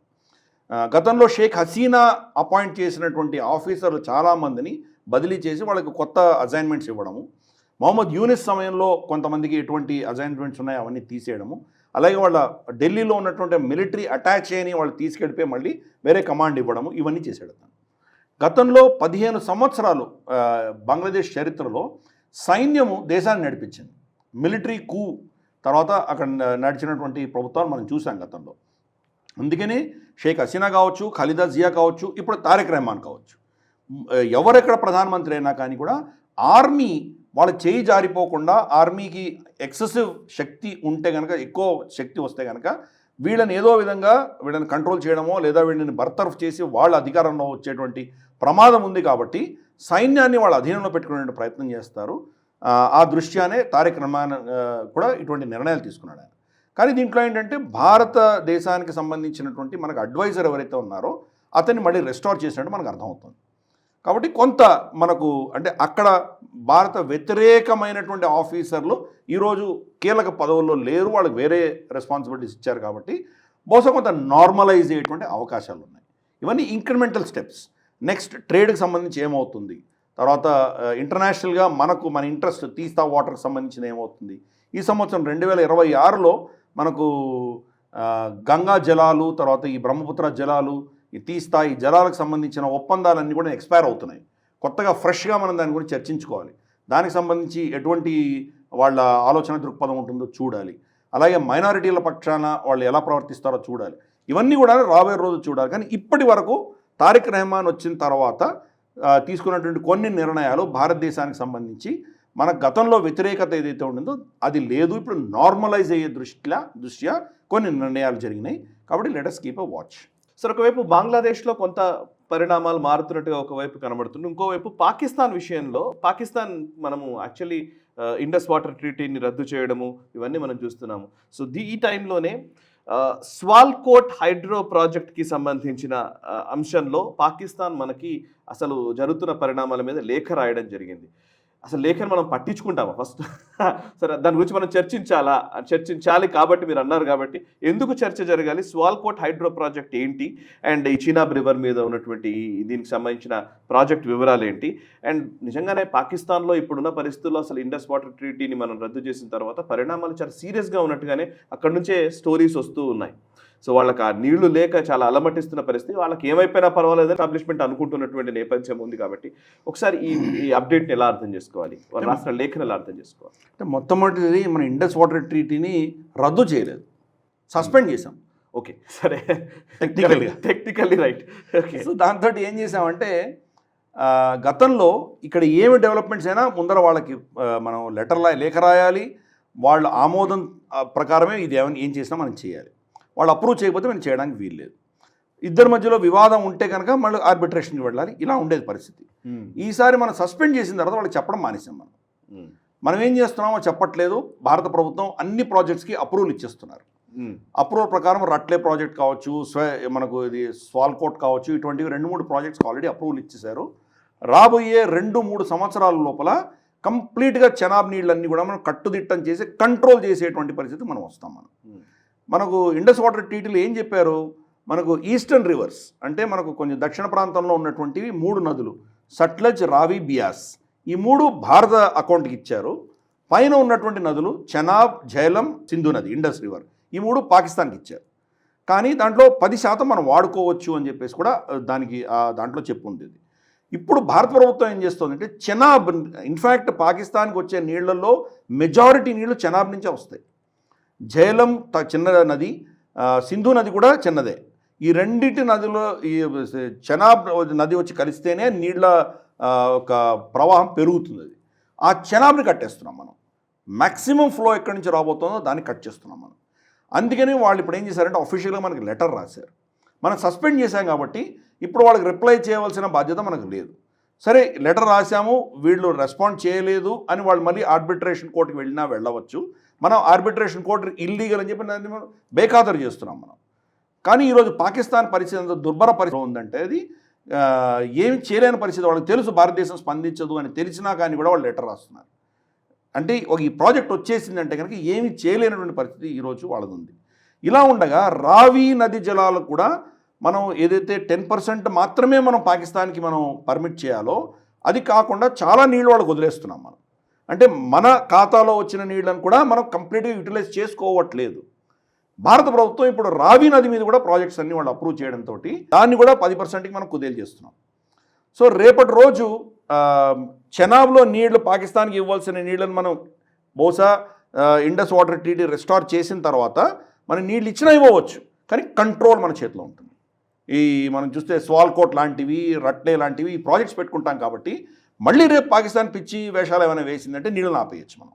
అలాగే మన ఖాతాలో ఉన్న నదులు, రావి లాంటి నదుల్ని కంప్లీట్గా మనం ఆపేస్తాం మనం. అది మనకు ఇండస్ వాటర్ ట్రీటీ ఆధారంగానే మనకు అధికారాలు ఉన్నాయి. కాబట్టి ఈ దిశగా భారత ప్రభుత్వం ప్రయత్నం చేస్తోంది. ఈరోజు పాకిస్తాన్ ఏం చేయాలో తెలియనటువంటి పరిస్థితి. అసీం మునీర్ బెదిరించాడు, మేము మిజైల్ కొడితే కనుక ఈ డ్యామ్లన్నీ పేలిపోతాయి, మేము అది చేస్తాం ఇది చేస్తాం అన్నాడు. వాళ్ళ మిజైల్ సత్తా ఏంటో మనం చూపించాం మనం. అంటే వాడికి ఒక్కడికే మిజైల్స్ ఉన్నాయా, మన దగ్గర మిజైల్స్ లేవా? రేపు తార్బేలా డ్యామ్ కావచ్చు, లేదా మనకు మంగ్లా డ్యామ్ ముజఫర్పూర్లో అక్కడ ఉన్నటువంటి డ్యామ్లు కావచ్చు, ఇవన్నీ మనం పేల్చలేమా? మనం కూడా పేల్చేయచ్చు కదా. డైమర్ భాష చైనా కడుతోంది, దాన్ని కూడా పేల్చేయచ్చు కదా మనం. మన మిజైల్స్ వాడు ఆపలేకపోయాడు, 11 వాళ్ళ రన్వేలను కొట్టాం మనం. అటువంటిది ఒక దీని మీద కొట్టలేమా? ఒక ప్రాజెక్ట్ మీద కొట్టామంటే మొత్తం వేరే కొట్టగలదు, కన్నం వస్తే చాలు మొత్తం నీళ్లు వెళ్ళిపోతాయి దాని నుంచి. కాబట్టి వాడు చేయగలిగింది మనం కూడా చేయొచ్చు. కాబట్టి ఇటువంటి పిచ్చి వేషాలు వేయకూడదు, పిచ్చి స్టేట్మెంట్స్ ఇవ్వకూడదు. వాళ్ళు ఏదైనా ఉంటే కనుక హుందాగా ఒక ప్రొఫెషనల్గా భారతదేశంతో చర్చించుకొని దీని సమస్యకు పరిష్కారం తీసుకురావాలి. కానీ బెదిరింపులతోటి ఏమైనా చేస్తే కానీ భారతదేశం కూడా అలాగే స్పందిస్తుంది. ఈ విషయం మనకు ఆపరేషన్ సింధూర్ ఇప్పుడు 8-9 నెలలు, ఆల్మోస్ట్ 10 నెలల దాకా అవబోతోంది. 10 నెలల్లో భారత ప్రభుత్వం తీసుకునే నిర్ణయాలు వాళ్ళకి ఎంత కఠినంగా, వాళ్ళకి ఎంత సఫర్ అవుతున్నారో మనకు అర్థమవుతుంది. రాబోయే రోజుల్లో బహుశా ఈ ప్రాజెక్ట్స్ అన్నీ కనుక అవి కంప్లీట్ అయితే కనుక పాకిస్తాన్ ఎటువంటి పరిస్థితుల్లోకి వెళుతుంది? అక్కడి నుంచి వచ్చే జలాలన్నీ కూడా పంజాబ్ ఆపేస్తోంది. పాకిస్తానీ పంజాబీ ఎలీట్, వాళ్ళ బ్యూరోక్రసీ కావచ్చు, పొలిటీషియన్స్ కావచ్చు, సైనిక సిబ్బంది ఆఫీసర్లు కావచ్చు, ఆ నీళ్ళన్నీ అక్కడ ఆపేసుకుంటున్నారు. కింద సింధుకు వెళ్ళట్లేదు నీళ్ళు. అసలు సింధులో పరిస్థితి ఏంటంటే మామూలుగా ఏ నది అయినా కానీ కూడా నదీ జలాలు సముద్రంలోకి వెళ్ళినప్పుడు ఆ నది యొక్క ప్రవాహము, దాని యొక్క సైజు ఆధారంగా సముద్రంలో కొంతవరకు మనకు కొంత దూరం వరకు మనకు మంచినీళ్ళు ఉంటాయి. ఫర్ ఇన్స్టెన్స్ ఇప్పుడు మనం బ్రహ్మపుత్రకి వెళ్ళాం, మనం బ్రహ్మపుత్ర గంగా నది సంగమం బంగ్లాదేశ్లో వెళ్ళాం మనం. ఆ 2 నదుల ఒక డిశ్చార్జ్ ఎంత విపరీతంగా ఉంటుందో ఆ నీళ్లు మనం చూసాం. మరి కొన్ని కిలోమీటర్ల వరకు మనకు నదే కనిపిస్తూ ఉంటుంది. అంత నీళ్లు సముద్రంలోకి వెళ్ళినప్పుడు సముద్రం లోపల కనీసం అంటే ఒక 1/2 కిలోమీటర్ దాకా మంచినీళ్ళు దొరుకుతుంది మనకి, ఉప్పు నీళ్ళు దొరకవు. ఎందుకంటే దీని ఫోర్స్ అంత ఉంటుంది కాబట్టి. కరెక్ట్. తర్వాత ఉప్పు నీళ్ళు వస్తాయి. అటువంటిది సింధు నది కూడా చాలా పెద్ద నదే. కరాచీ దగ్గర సింధు నది అరేబియన్ సీలో కలుస్తున్నప్పుడు కొన్ని 200-300 మీటర్ల వరకు కూడా మంచినీళ్ళు ఉండేవి గతంలో. మంచినీళ్ళు కాదు కదా, ఇప్పుడు సముద్రపు నీళ్లు లోపలికి వచ్చేసినాయి. ప్రెషర్ లేదు కాబట్టి హిండర్లాండ్కి వచ్చేసినాయి. అక్కడ ఉన్నటువంటి వ్యవసాయదారులందరూ కూడా ఈరోజు నష్టపోతున్నారు. నీళ్ళన్నీ కూడా ఉప్పు నీళ్ళు వచ్చేసినాయి ఇక్కడ వాళ్ళకి. సింధ్ ప్రాంతంలో విపరీతమైనటువంటి నీటి ఎద్దడి అన్నది ఈరోజు మనం చూస్తున్నాం మనం. సో అందుకని భారతదేశం చేస్తోంది, పాకిస్తాన్ దగ్గర తిరుగులేదు. బ్రహ్మోస్ కంటే పెద్ద బ్రహ్మాస్త్రం మనం నీటి అస్త్రం, వరుణాస్త్రం ప్రయోగించాం. సో పాకిస్తాన్ నిజంగా వాళ్ళు కన్నా మారకపోతే, ఇటువంటి జిహాదీ టెర్రరిస్ట్ భావజాలంతోనే ఇలాగే ఉన్నారంటే కనుక రేపు వాళ్ళ టాయిలెట్లు కూడా నీళ్లు కావాల్సింటే వాళ్ళకి నీళ్లు దొరకకుండా ఉండేటువంటి పరిస్థితి రావస్తుంది వాళ్ళకి. Okay, right sir. ఇక నెక్స్ట్ కెనడా అంశంలోకి వెళ్దాం. కెనడా యాక్చువల్లీ తహవూర్ రానాని ఎక్స్ట్రాడైట్ చేయడానికి యూఎస్ చేసింది. అండ్ తహవూర్ రానా 26/11 అటాక్స్లో, ముంబై అటాక్స్లో కీలక పాత్ర వహించినటువంటి పాకిస్తానీ. అతను కెనడా సిటిజన్షిప్ కలిగి ఉండడంతో కెనడా సిటిజన్షిప్ని, ఆయన పౌరసత్వాన్ని రద్దు చేసే ప్రాసెస్ని కెనడా ప్రారంభించింది. మార్క్ కార్నీ, కెనడా నూతన ప్రధాని, జస్టిన్ ట్రూడో ప్లేస్లో వచ్చినటువంటి వ్యక్తి. అంతకుముందు అంతా కూడా కొంత ఇండియా వ్యతిరేక ధోరణి ఉండింది. బట్ ఇప్పుడు మార్క్ కార్నీ భారత పర్యటన రానున్న రోజుల్లో ఆయన భారత్కి రాబోతున్నారు. రాబోయే ముందు ఈ ప్రాసెస్ని స్టార్ట్ చేయడాన్ని అట్లా అర్థం చేసుకోవాలి. అండ్ పౌరసత్వాన్ని రద్దు చేయడం ఒక మనకు ఫ్రెండ్షిప్ సైన్గా మనం అబ్జర్వ్ చేయాలి. వరల్డ్ ఎకనామిక్ ఫోరంలో మార్క్ కార్నీ ఇచ్చిన స్పీచ్, చాలా అద్భుతంగా ఇచ్చిన స్పీచ్ అందరూ విన్నారు. కరెక్ట్. అప్పుడు ఆయన చాలా ఓపెన్గా ఒప్పుకున్నాడు, గతంలో అంత పర్ఫెక్ట్గా లేకపోయినా కానీ కూడా అమెరికా స్థాపించినటువంటి రూల్స్ బేస్డ్ సిస్టంలో మేము భాగంగా ఉన్నాం కాబట్టి దానివల్ల చాలా లాభపడ్డాం మేము. ఇప్పుడు అది పోయింది, ఇంకా లేదు, ఆ సిస్టమ్ లేదు అని చాలా స్పష్టంగా చెప్పాడు ఆయన. కాబట్టి ఏ దేశం వాళ్ళ ఇంట్రెస్ట్ల ఆధారంగా వాళ్ళ లావాదేవీలు వాళ్ళే చూసుకోవాలి, చాలా స్పష్టంగా చెప్పాడు ఆయన. ఇప్పుడు అమెరికాని వ్యతిరేకించి అమెరికా నుంచి డీకప్పుల్ అవ్వాలంటే ప్రపంచవ్యాప్తంగా ఉన్నటువంటి దేశాలు ఎన్ని ఉన్నాయి? మేజర్గా చైనా, భారతదేశం రెండే ఉన్నాయి. మిగతా దేశాలు చిన్న చిన్న దేశాలు. అఫ్కోర్స్ ఆఫ్రికాతో కొంత పెట్టుకోవచ్చు, లాటిన్ అమెరికాతో కొంత పెట్టుకోవచ్చు, మనకు సౌత్ ఈస్ట్ ఏషియాతో కొంత, సెంట్రల్ ఏషియన్ కంట్రీస్తో కొంత, ఇటువంటివి కొన్ని మనం పెట్టుకోవచ్చు. కానీ అవన్నీ చాలా చిన్న చిన్న దేశాలు పాపులేషన్ వైజ్ చూస్తే కానీ, ఎకానమీ వైజ్ చూస్తే కానీ. మేజర్గా చైనా, భారతదేశం. ఈరోజు కెనడాకి అది తెలిసి వచ్చింది. అందుకనే ఆయన ఫస్ట్ బెయిజింగ్కి వెళ్ళొచ్చాడు. బెయిజింగ్కి వెళ్ళొచ్చి డీల్స్ చేసుకుంటుంటే డొనాల్డ్ ట్రంప్ బెదిరిస్తున్నాడు. మార్క్ కార్నీ వచ్చేసి కెనడాని చైనాకు అమ్మేస్తున్నాడు అని చెప్పి బెదిరించాడు. ఇప్పుడు నెక్స్ట్ భారతదేశానికి వస్తున్నాడు. చాలా మినరల్స్, రేర్ మినరల్స్ అన్నీ కూడా మనం ఇప్పుడు అతనితోటి ఒప్పందం చేసుకోబోతున్నాం. 2 రోజుల తర్వాత రాబోతున్నాడు అతను భారతదేశానికి. దానికి వచ్చేదానికంటే ముందరే భారతదేశంతో ఒక మైత్రి సందేశం పంపిస్తూ తహవూర్ రానాకి లెటర్ రాశారు వాళ్ళు. నీ పౌరసత్వాన్ని మేము ఎందుకు రద్దు చేయకూడదు, ఎక్స్ప్లెయిన్ చేయి అని చెప్పి అతనికి లెటర్ పంపించారు. ఇది స్టెప్స్. అతను రెస్పాన్స్ ఇవ్వాలి, దానికి వాళ్ళు స్పందిస్తారు, ఏదో ఉంటుంది. అతని ఎక్స్ప్లెనేషన్ వాళ్ళు యాక్సెప్ట్ చేయకపోవచ్చు, దాన్ని అతని పౌరసత్వాన్ని రద్దు చేయవచ్చు. అతను ఒక పాకిస్తానీ, కానీ అతను కెనడాలో ఉన్నాడు. పాకిస్తాన్ ఏమంటోంది ఈరోజు? మాకు తెలియదు, కెనడియన్ సిటిజన్ని మీరు అరెస్ట్ చేశారు, మాకేం సంబంధం లేదు అంటున్నారు వాళ్ళు, తహవూర్ రానాని. సో ఈ యొక్క లాజిక్ రేపు వాళ్ళు అతని పౌరసత్వం పోయిందంటే కనుక పాకిస్తాన్ మరి మొహం ఎక్కడ చాటుకుంటుందో మనం చూసుకోవాలి. సో అది ప్లస్ మనకు ఒక సందేశం క్లియర్గా ఇస్తున్నాడు. గత 6-7 నెలలుగా మనం చూసాం కెనడాలో ఈ ఖలిస్తానీ మూకల మీద మార్క్ కార్నీ ప్రభుత్వం చాలా స్టెప్స్ తీసుకుంది. ఇన్ఫ్యాక్ట్ ఒఫీషియల్గా వాళ్ళ రిపోర్ట్స్ కూడా చెప్తున్నారు, ఈ డ్రగ్ మాఫియాకి ఖలిస్తానీలకి చాలా అవినాభావ సంబంధం ఉంది అని వాళ్ళు స్పష్టంగా చెప్పారు. చాలామందిని అరెస్ట్ చేశారు. ఈ హ్యూమన్ స్మగ్లింగ్ కావచ్చు, ఫెంటనల్ స్మగ్లింగ్ కావచ్చు, డ్రగ్ స్మగ్లింగ్ కావచ్చు, దానికి సంబంధించిన ఖలిస్తానీ మూకల్ని చాలామందిని అరెస్ట్ చేశారు. తన ప్రభుత్వంలోనే ఖలిస్తానీ మినిస్టర్ ఎవరిని పెట్టలేదు, పక్కన పెట్టేసాడు అతను. కాబట్టి ఇటువంటి పరిస్థితులలో క్రమేపీ జస్టిన్ ట్రూడో చేసిన పిచ్చి పనులను కరెక్ట్ చేసేటువంటి దిశగా మార్క్ కార్నీ ప్రయత్నం చేస్తున్నాడు. తహవూర్ రానా సిటిజన్షిప్ తీయడం కూడా ఒక సందేశం మనకు పంపిస్తున్నాడు, మేము సిద్ధంగా ఉన్నాము అని. సో రేపటి రోజు బహుశా పన్నునో ఇటువంటి ఖలిస్తానీ టెర్రరిస్ట్స్ కెనడాలో కనుక వాళ్ళు తలదాచుకుంటే వాళ్ళు ఎక్స్ట్రాడిషన్ అడగచ్చు భారతదేశం. ఎక్స్ట్రాడిషన్ కాకపోయినా ముందు అరెస్ట్ చేయమని చెప్పొచ్చు. ఇటువంటి చాలా చేయొచ్చు. అలాగే బిష్నాయ్ గ్యాంగ్ వాళ్ళ మనుషులు కూడా అక్కడ చాలామంది ఉండొచ్చు, వాళ్ళని అరెస్ట్ చేయమని మనం చెప్పొచ్చు. సో కాబట్టి క్రమేపీ ఈరోజు కెనడా ఏంటంటే భారతదేశంతో వైరం పెట్టుకుంటే మనకు లాభం లేదు, భారతదేశంతో మైత్రి పెట్టుకుంటే అమెరికా చేస్తున్నటువంటి ఈ పిచ్చి పనులకి మనం డీరిస్క్ చేసుకోవడానికి భారతదేశం మనకు చాలా ఉపయోగపడుతుంది అన్న ఒక ఆలోచనకి ఈరోజు కెనడా వచ్చినందుకు మనం వాళ్ళని అభినందిద్దాము. దేరాయ దురుస్తాయి. చూద్దాం ఇప్పుడు ఈ చర్చల్లో ఏమవుతుందో. అఫ్కోర్స్ మన నెక్స్ట్ గ్లోబల్ రౌండప్లో దీని గురించి కూడా మనం డీటెయిల్గా చర్చిద్దాం. న్యూస్ ఐటమ్ ఎలిమే మీరు కవర్ చేస్తారు, వాళ్ళు వచ్చిన 4 పాయింట్లు ఉంటాయి, దీని వెనకాల ఉన్న చరిత్ర మళ్ళీ మనం నెక్స్ట్ గ్లోబల్ రౌండప్ చర్చిద్దాం. బట్ ఇది ఒక శుభ పరిణామం కింద మనం ట్రీట్ చేద్దాం. ఓకే సార్, ఇక నెక్స్ట్ మెక్సికోకి వెళ్ళాలి. మెక్సికోలో డ్రగ్ లార్డ్, అక్కడ డ్రగ్ కార్టెల్ని నడిపిస్తున్నటువంటి ఎల్ మాన్చోని చంపివేయడం జరిగింది. ఆ డ్రగ్ కార్టెల్ ఇప్పుడు దానికి ఎల్ మాన్చో హత్య తరువాత విపరీతంగా ఒక అన్రెస్ట్ నెలకొన్న పరిస్థితి. అక్కడ ఉన్నటువంటి డ్రగ్ మాఫియా రెచ్చిపోయి ప్రజల మీద పడడం, ఒక పెద్ద వైలెన్స్, ఒక రకంగా చెప్పాలంటే హింస నడుస్తూ ఉంది. ఈ టైంలో భారత్, యుఎస్, కెనడా దేశాలు ఆల్రెడీ ఆయా దేశాల పౌరుల కోసం అడ్వైజరీస్ జారీ చేసిన పరిస్థితి. సో మెక్సికోలో ఏం జరుగుతుందో సార్ చెప్తారా? అంటే వాళ్ళ దగ్గర రాకెట్ లాంచర్సు, తర్వాత మనకు స్టింగర్ మిజైల్సు, ఏరోప్లేన్లను పేల్చేయగలిగినటువంటి అస్త్రాలు ఈ డ్రగ్ కార్టల్స్ దగ్గర ఉన్నాయి. అంటే వాడు ఎంత పవర్ఫుల్ అర్థం చేసుకోవచ్చు మనం. ఎల్ మెంచో అన్నటువంటి వ్యక్తి ఈరోజు మొత్తం మెక్సికోలో హయ్యెస్ట్ కెపాసిటీ ఉన్నటువంటి డ్రగ్ వార్లార్డ్. అతను ఎవరు టచ్ కూడా చేయలేనటువంటి పరిస్థితి. కానీ ప్రతి వ్యక్తికి ఎక్కడో వీక్నెస్లు ఉంటాయి, ఆ వీక్నెస్ను పట్టుకుంటాం. ప్రభుత్వాల వీక్నెస్ని ఆధారంగా అతన్ని ఏదో ఎలిమినేట్ చేస్తారు. బుర్హాన్ వానీ ఎలా దొరికాడు మనకు? బుర్హాన్ వానీ గర్ల్ ఫ్రెండ్ అతను ఎక్కడ ఉన్నాడో చెప్పింది మనకి. అలాగే ఇతను కూడా ఎల్ మెంచోన్ కూడా అతని గర్ల్ ఫ్రెండ్ ఆధారంగా పట్టుకున్నారు. అతనికి చాలా సంబంధాలు ఉన్నాయి చాలా అమ్మాయిలతోటి. ఒక అమ్మాయి అతని గర్ల్ ఫ్రెండ్ అందామా, లేదా లివ్ ఇన్ పార్ట్నర్ అందామా, లేదా అతను వాడుకుంటున్నటువంటి అమ్మాయి ఎవరైనా కావచ్చు.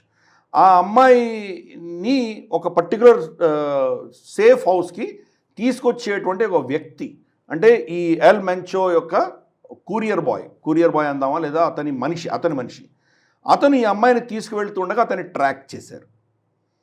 దాంట్లో కొంత అమెరికన్ ఇన్పుట్స్ కూడా వచ్చినాయని చెప్పి మెక్సికన్ పోలీస్ చెప్తున్నారు. మెక్సికన్ ఇంటెలిజెన్సు అలాగే అమెరికన్ ఇంటెలిజెన్స్ ఇద్దరు కూడా ట్రాక్ చేశారు.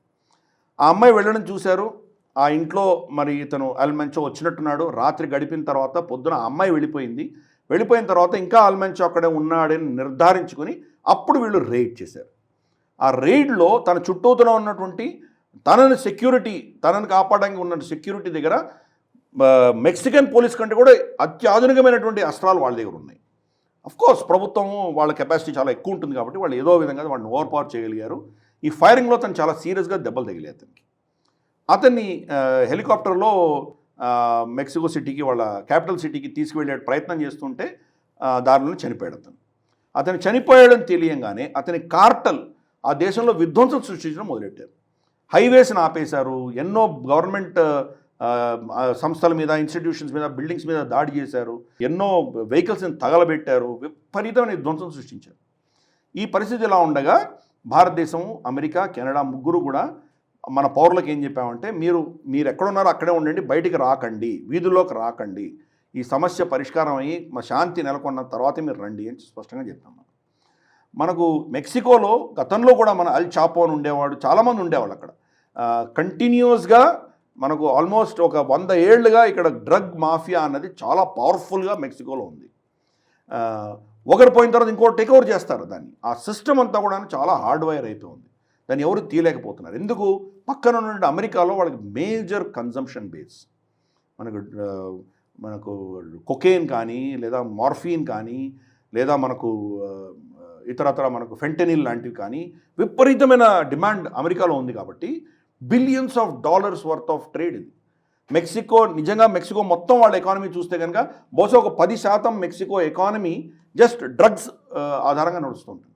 ఎన్నో వేల కుటుంబాలు దీని ఆధారంగా వాళ్ళు బతుకుతున్నారు. కాబట్టి అటువంటి డీప్లీ ఎంట్రెన్చ్డ్ వాళ్ళని చంపడం అనేది చిన్న విషయం కాదు. మేజర్ స్టెప్ తీసుకుంది మెక్సికో.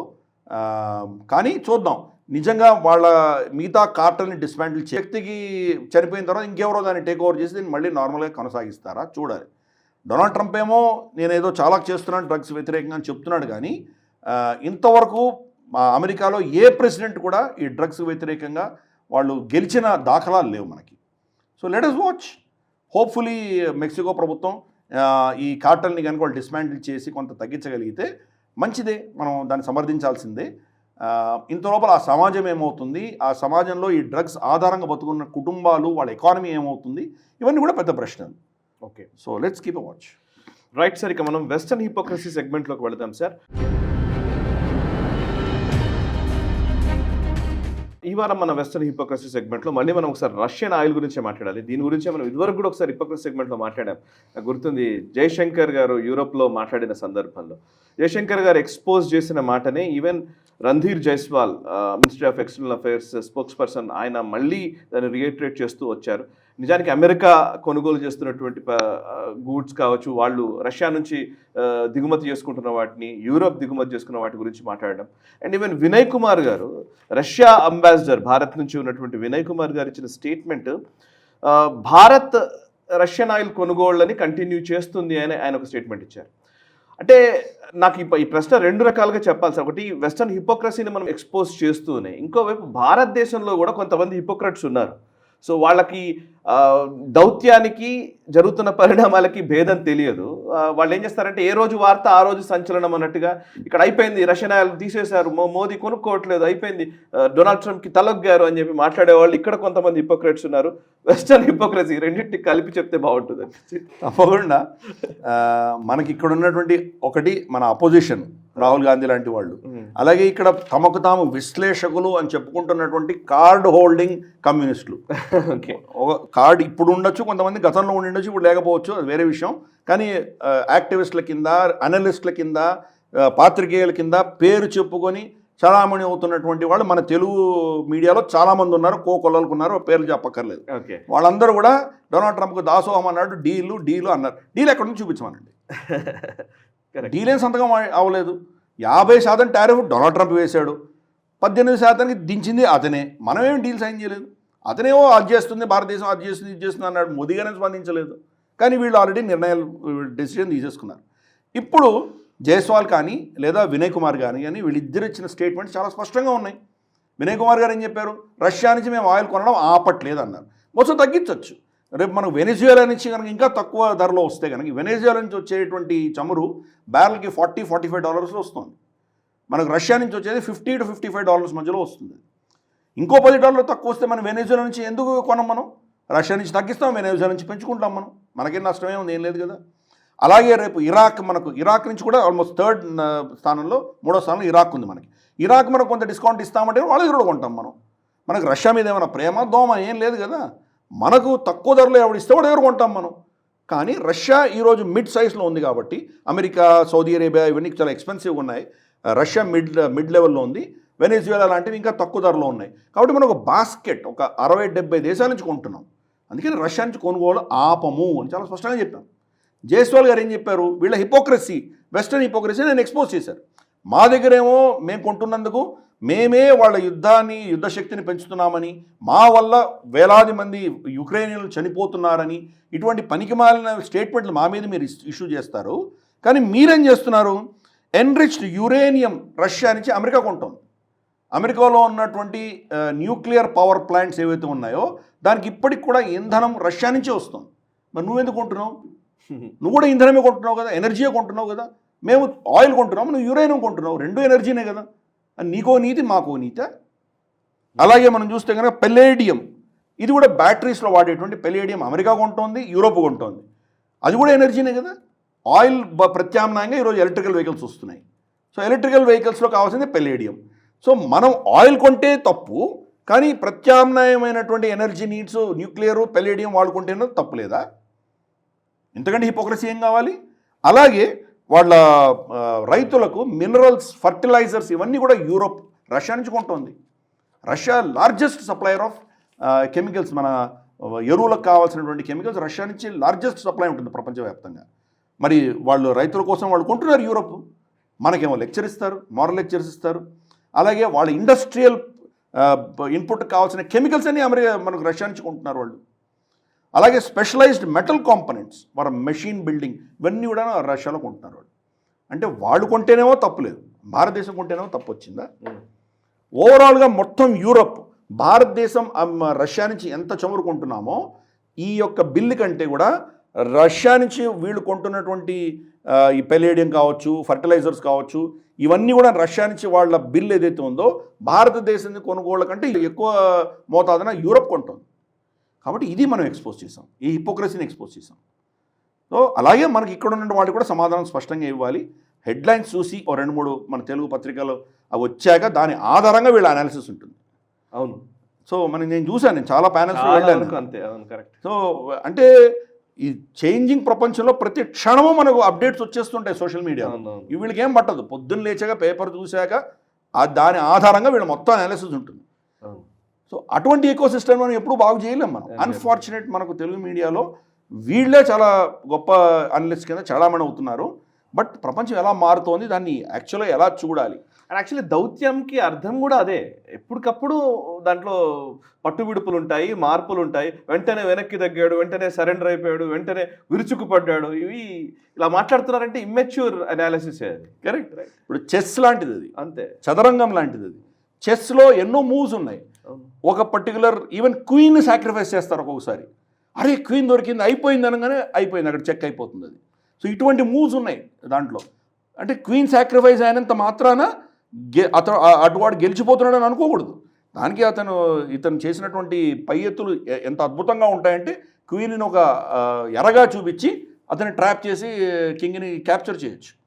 సో కాబట్టి అటువంటిది మనం చేస్తున్నాం. మనం ఒక దగ్గర ఏదో సరెండర్ అయినట్టే చూపిస్తున్నాం, కానీ వేరే దగ్గర మనం ఏం చేయాలో చేస్తున్నాం. మనకున్న శక్తి తక్కువే చైనా కంపేర్ చేస్తే, కానీ మనకున్న శక్తిలో మనం ఎంత అద్భుతంగా చేసాం ఈరోజు ఇంతవరకు డీల్ లేదు మనకి. సడన్గా సుప్రీంకోర్టు జడ్జిమెంట్ వచ్చింది, అమెరికాలో. ఈరోజు ఏం చేయాలో కక్కలేక మింగలేక వాళ్ళు ఉన్నారు. మనం హ్యాపీగా కూర్చొని ఉన్నాం. డీల్ సంతకాలు చేసినట్టు దేశాలన్నీ పరిస్థితి ఎలా ఉందో మనం చూస్తున్నాం. ఇండోనేషియా, మలేషియా, మనకు ఈ దేశాలన్నీ కూడా సంతకాలు పెట్టేసినాయి ఆల్రెడీ. వాళ్ళకు డీల్ చేసేసుకున్నారు. జపాను, వాళ్ళ పరిస్థితి ఏంటి ఈరోజు? మనం డీల్ చేయలేదు, డిలే చేసాం. ఎవరు గెలిచారు? దౌత్యపరంగా ఎవరు గెలిచారు? ఇది వీళ్ళకి కనిపించదు. ఆ హెడ్లైన్ ఆ రోజు పొద్దున తెలుగు న్యూస్ పేపర్లో వచ్చిన హెడ్లైన్ ఆధారంగా వీళ్ళ ఆలోచనలన్నీ ఉంటాయి. కాబట్టి వీళ్ళు హిపోక్రెట్సే, అలాగే యూరోప్ కూడా ఎలాగ ఉంది. Right sir, collapse of the western society సెగ్మెంట్లోకి వెళ్దాం సార్. ఈ వారం మనం పాశ్చాత్య దేశాల సమాజాలు ఎలా కుప్పకూలుతున్నాయనే అంశానికి సంబంధించి ఒక ఇల్లీగల్ మిగ్రెంట్ నెదర్లాండ్స్లో ఆర్నాల్డ్ అనే వ్యక్తి తన గర్ల్ ఫ్రెండ్ని 258 సార్లు పొడిచి చంపేశాడు. గర్ల్ ఫ్రెండ్ యాక్చువల్లీ నిజానికి చెప్పాలంటే తనకంటే పాపను ఎక్కువగా ప్రేమిస్తోంది అనే ఉద్దేశంతో, తన పాపను ఎక్కువగా ప్రేమిస్తోంది తనకంటే అనే ఉద్దేశంతో వాడు చంపేసిన పరిస్థితి. సో అతనికి అక్కడ వరకు క్రైమ్గా చూడవచ్చేమో, కానీ ఆ క్రైమ్ని ఇంకా ఎండార్ చేసే విధంగా అతని మీద ఉరిశిక్ష విధించకుండా 10 ఏళ్లకి ప్రాసిక్యూషన్ వాదించడం, జైలు శిక్ష విధించాలని, కోర్టు ఏమో 5 ఏళ్లకే దాన్ని ఇంకా పరిమితి చేయడం. సో నిజానికి పెద్ద నేరాలను కూడా పర్వాలేదులే అనుకునే పరిస్థితుల్లోకి పాశ్చాత్య దేశాలు వెళుతున్నాయా? అందుకే మనం ఈ సెక్షన్ గురించి మాట్లాడాలి. Please explain sir. తప్పకుండా. ఈ కొలాప్స్ అనేది ఎలా వస్తుంది? సమాజం ఎలా కొలాప్స్ అవుతుంది? బేసిక్ రక్షణ మీ ప్రజలకు లేనప్పుడు, లేదా వాళ్ళకి న్యాయం మీరు ఇవ్వనప్పుడు ఆ సమాజం ఎలా బతుకుతుంది? ఆ అమ్మాయిని అతను అతి కిరాతకంగా 258 సార్లు పొడిచి చంపాడు. ఎందుకు చంపాడు? కొత్తగా పుట్టిన పిల్ల, తల్లి చాలా కొత్తగా పుట్టినటువంటి న్యూ బార్న్ బేబీ. ఆ తల్లి ఆ పిల్లవాడికి, ఆ పిల్లకి ఎక్కువ అటెన్షన్ ఇస్తుందా, తన బాయ్ ఫ్రెండ్కి ఎక్కువ అటెన్షన్ ఇస్తుందా? ఇద్దరికి ఇవ్వాలి, కానీ ఈ పిల్ల డిమాండ్, చిన్నపిల్ల డిమాండ్ ఎక్కువ ఉంటుంది కదా, పాలు పట్టాల్సి వస్తుంది, ఏడుస్తుంటారు. సో దానికి ఎక్కువ టైం స్పెండ్ చేస్తోంది ఏమిడని చెప్పి పొడిచి చంపేశాడు. చంపితే ఇంకా ఎంత రాక్షసత్వం, కిరాతకత్వం ఆ మనిషిలో ఉందంటే, ఆ తల్లి చనిపోయినటువంటి తల్లి రక్తపు మడుగులో చిన్నపిల్ల ఉంటే ఆ అమ్మాయో పిల్లవాడో ఏడుస్తుంటే దాంతో అతను సెల్ఫీలు తీసుకుంటున్నాడు, వీడియో తీశాడు ఆ పిల్లతోటి. అంతటి కిరాతకుణ్ణి ఉరిశిక్ష అడగవలసినటువంటి ప్రాసిక్యూషను 10 సంవత్సరాలు మాత్రమే శిక్ష వేయమని అడగడం అన్నది ఏం చెప్పాలి దాన్ని? సుప్రీంకోర్టు వాళ్ళ కోర్టు ఏం చెప్పింది? అతనికి కాగ్నిటివ్ ఎబిలిటీస్ తక్కువ ఉన్నాయి, అంటే అతను ఒక భ్రష్టత్వం ఉంది, అతనికి సరిగా అర్థం చేసుకోలేడు, కాబట్టి 5 ఏళ్ళకి మాత్రమే వదిలి చేస్తున్నాం అంటాడు. అంటే 5 ఏళ్ళ తర్వాత బయటకు వస్తే ఇదే ఘటన ఇంకో అమ్మాయితో జరిగితే పరిస్థితి ఏంటి? అంటే ఈ దేశంలో రక్షణ లేదు అన్న మెసేజ్ ఆ ప్రభుత్వము అలాగే ఆ కోర్ట్స్ ఇస్తున్నాయి. స్త్రీల యొక్క ప్రాణాలకి మేము విలువ ఇవ్వము అని చెప్తున్నారు. ఎవరికి విలువ ఇస్తాము? ఇల్లీగల్ ఇమిగ్రెంట్స్కి మేము ఎక్కువ విలువ ఇస్తున్నాము అని స్పష్టంగా చెప్తున్నారు. అంటే వీళ్ళ లెఫ్టిస్ట్ భావజాలంతో ఉన్నటువంటి ఈ ప్రపంచమంతా ఒకటే దేశంగా ఉండాలి, మైగ్రేషన్స్ అన్నవి ఉండాలి, లేబర్ మైగ్రేషన్స్ ఇటువంటి మాట్లాడే వాళ్ళందరూ, జాతీయవాదానికి వ్యతిరేకంగా మాట్లాడేటువంటి వాళ్ళు ఈ ఇల్లీగల్ ఇమిగ్రెంట్స్కి ఇంత కిరాతకంగా ఇటువంటి కార్యక్రమాలు చేసినా అపేక్షిస్తూ ఉంటే కనుక ఆ దేశం ఎలా బతుకుతుంది? దాని ప్యారలల్ మన దేశంలో కూడా చూడొచ్చు. ఈరోజు రోహింగ్యాలకి మీరు చిన్న నష్టం కలిగించే దిశగా వాళ్ళని అరెస్ట్ చేయడమో, వాళ్ళకి ఏమైనా కష్టం వస్తే కనుక మొత్తం తేనెపట్టు కలిగినట్టు వీళ్ళందరూ వెళ్ళి సుప్రీంకోర్టుకు వెళ్ళి కేసులు వేసేస్తారు. రాత్రి జడ్జిలు లేపి వాళ్ళని సమర్థించుతూ వీళ్ళు ముందుకు వస్తారు. ఎందుకు? వాళ్ళు ఇల్లీగల్ ఏలియన్స్ కదా, అయినా వాళ్ళని ఎందుకు సమర్థిస్తున్నారు? ఇల్లీగల్ బంగ్లాదేశీల వ్యతిరేకంగా మనం ఏమైనా చర్య తీసుకుంటే కనుక వీళ్ళందరూ ఎందుకు నిలబడుతున్నారు వాళ్ళ పక్షాన? అలాగే మనం ఇందిరా జయసింగ్ లాంటి వాళ్ళని చూసాం. మనం అతి కిరాతకంగా చనిపోయినటువంటి జ్యోతి అన్నటువంటి మనకు ఆ వ్యక్తిని గ్యాంగ్ రేప్ చేసి ఢిల్లీ గ్యాంగ్ రేప్ కేసు మనకు తెలుసు. ఆవిడేం చెప్తోంది? ఆ తల్లిని క్షమించి వదిలేయమంటోంది. సోనియా గాంధీ ఎంత దయార్థ హృదయంతో రాజీవ్ గాంధీ హత్య చేసినటువంటి వ్యక్తులని ఫ్రీగా రిలీజ్ చేయమని ఎలాగైతే క్షమాభిక్ష పెట్టిందో అలాగే నువ్వు కూడా పెట్టమని చెప్తోంది. ఆ పిల్ల ఎంత కిరాతకంగా చంపబడింది, ఎటువంటి టార్చర్ అనుభవించి ఆ అమ్మాయి చనిపోయింది. ఏ తల్లి కానీ, ఏ మనిషి కానీ, తల్లిని వదిలేద్దాం, తల్లికి ఎలాగ ఉంటుంది? ప్రపంచంలో ఎవరైనా మానవత్వం ఉన్న మనిషి ఎవరైనా అటువంటి కిరాతకుల్ని క్షమించి వదిలేమని చెప్పగలరా? ఈ లెఫ్ట్ ఎకో సిస్టమ్కి ఇటువంటి చెత్త తీసుకొస్తున్నారు. అందుకని ఈరోజు యూరోప్ కొలాప్స్ అవుతుంది. అటువంటి భావజాలం మన దేశంలో కూడా ఉంది. ఇటువంటి భావజాలానికి కనుక పెద్దపీట వేసి దానిని లీగలైజ్ చేసి దాన్ని నార్మలైజ్ చేసేటువంటి ప్రయత్నం ఎవరైనా చేశారంటే మన దేశం కూడా ఇటువంటి దుస్థితే మనకు కూడా పడుతుంది. తస్మాత్ జాగ్రత్త. ఎస్, ఈ మాటతోనే క్లోజ్ చేద్దాం సార్. తస్మాత్ జాగ్రత్త. Thank you very much Giridhar గారు, చాలా అద్భుతంగా చాలా విషయాలు వివరించారు. Really thank you. సో చూసారు కదా, ఇది ఈ వారం గ్లోబల్ రౌండప్. వచ్చే వారం గ్లోబల్ రౌండప్లో మళ్ళీ కలుద్దాము. అంతర్జాతీయ పరిణామాల్ని భారతీయ దృక్కోణంలో తెలుగులో సరళమైన భాషలో అందరికీ అర్థమయ్యే విధంగా అందించేటువంటి చర్చా కార్యక్రమం గ్లోబల్ రౌండప్ 234వ ఎపిసోడ్ ఇది. ఈ ఎపిసోడ్ని లైక్ చేయండి, 10 మందికి షేర్ చేయండి, కమెంట్స్ ద్వారా మీ అభిప్రాయాల్ని మాతో పంచుకోండి. మనసా వాచా కర్మణ, దేశహితం కోసం, నేషనలిస్ట్ హబ్. ఈ వీడియో మీకు నచ్చినట్టయితే లైక్ చేయండి, 10 మందికి షేర్ చేయండి. అలాగే కామెంట్ల రూపంలో మీ అభిప్రాయాలను మాతో పంచుకోండి. Nationalist hub group of channels ను సబ్స్క్రైబ్ చేసుకుని తెలుగునాట జాతీయవాద జర్నలిజాన్ని ప్రోత్సహించండి. ఈ వీడియో కింద ఉన్న బెల్ ఐకాన్ పై క్లిక్ చేయడం మర్చిపోవద్దు.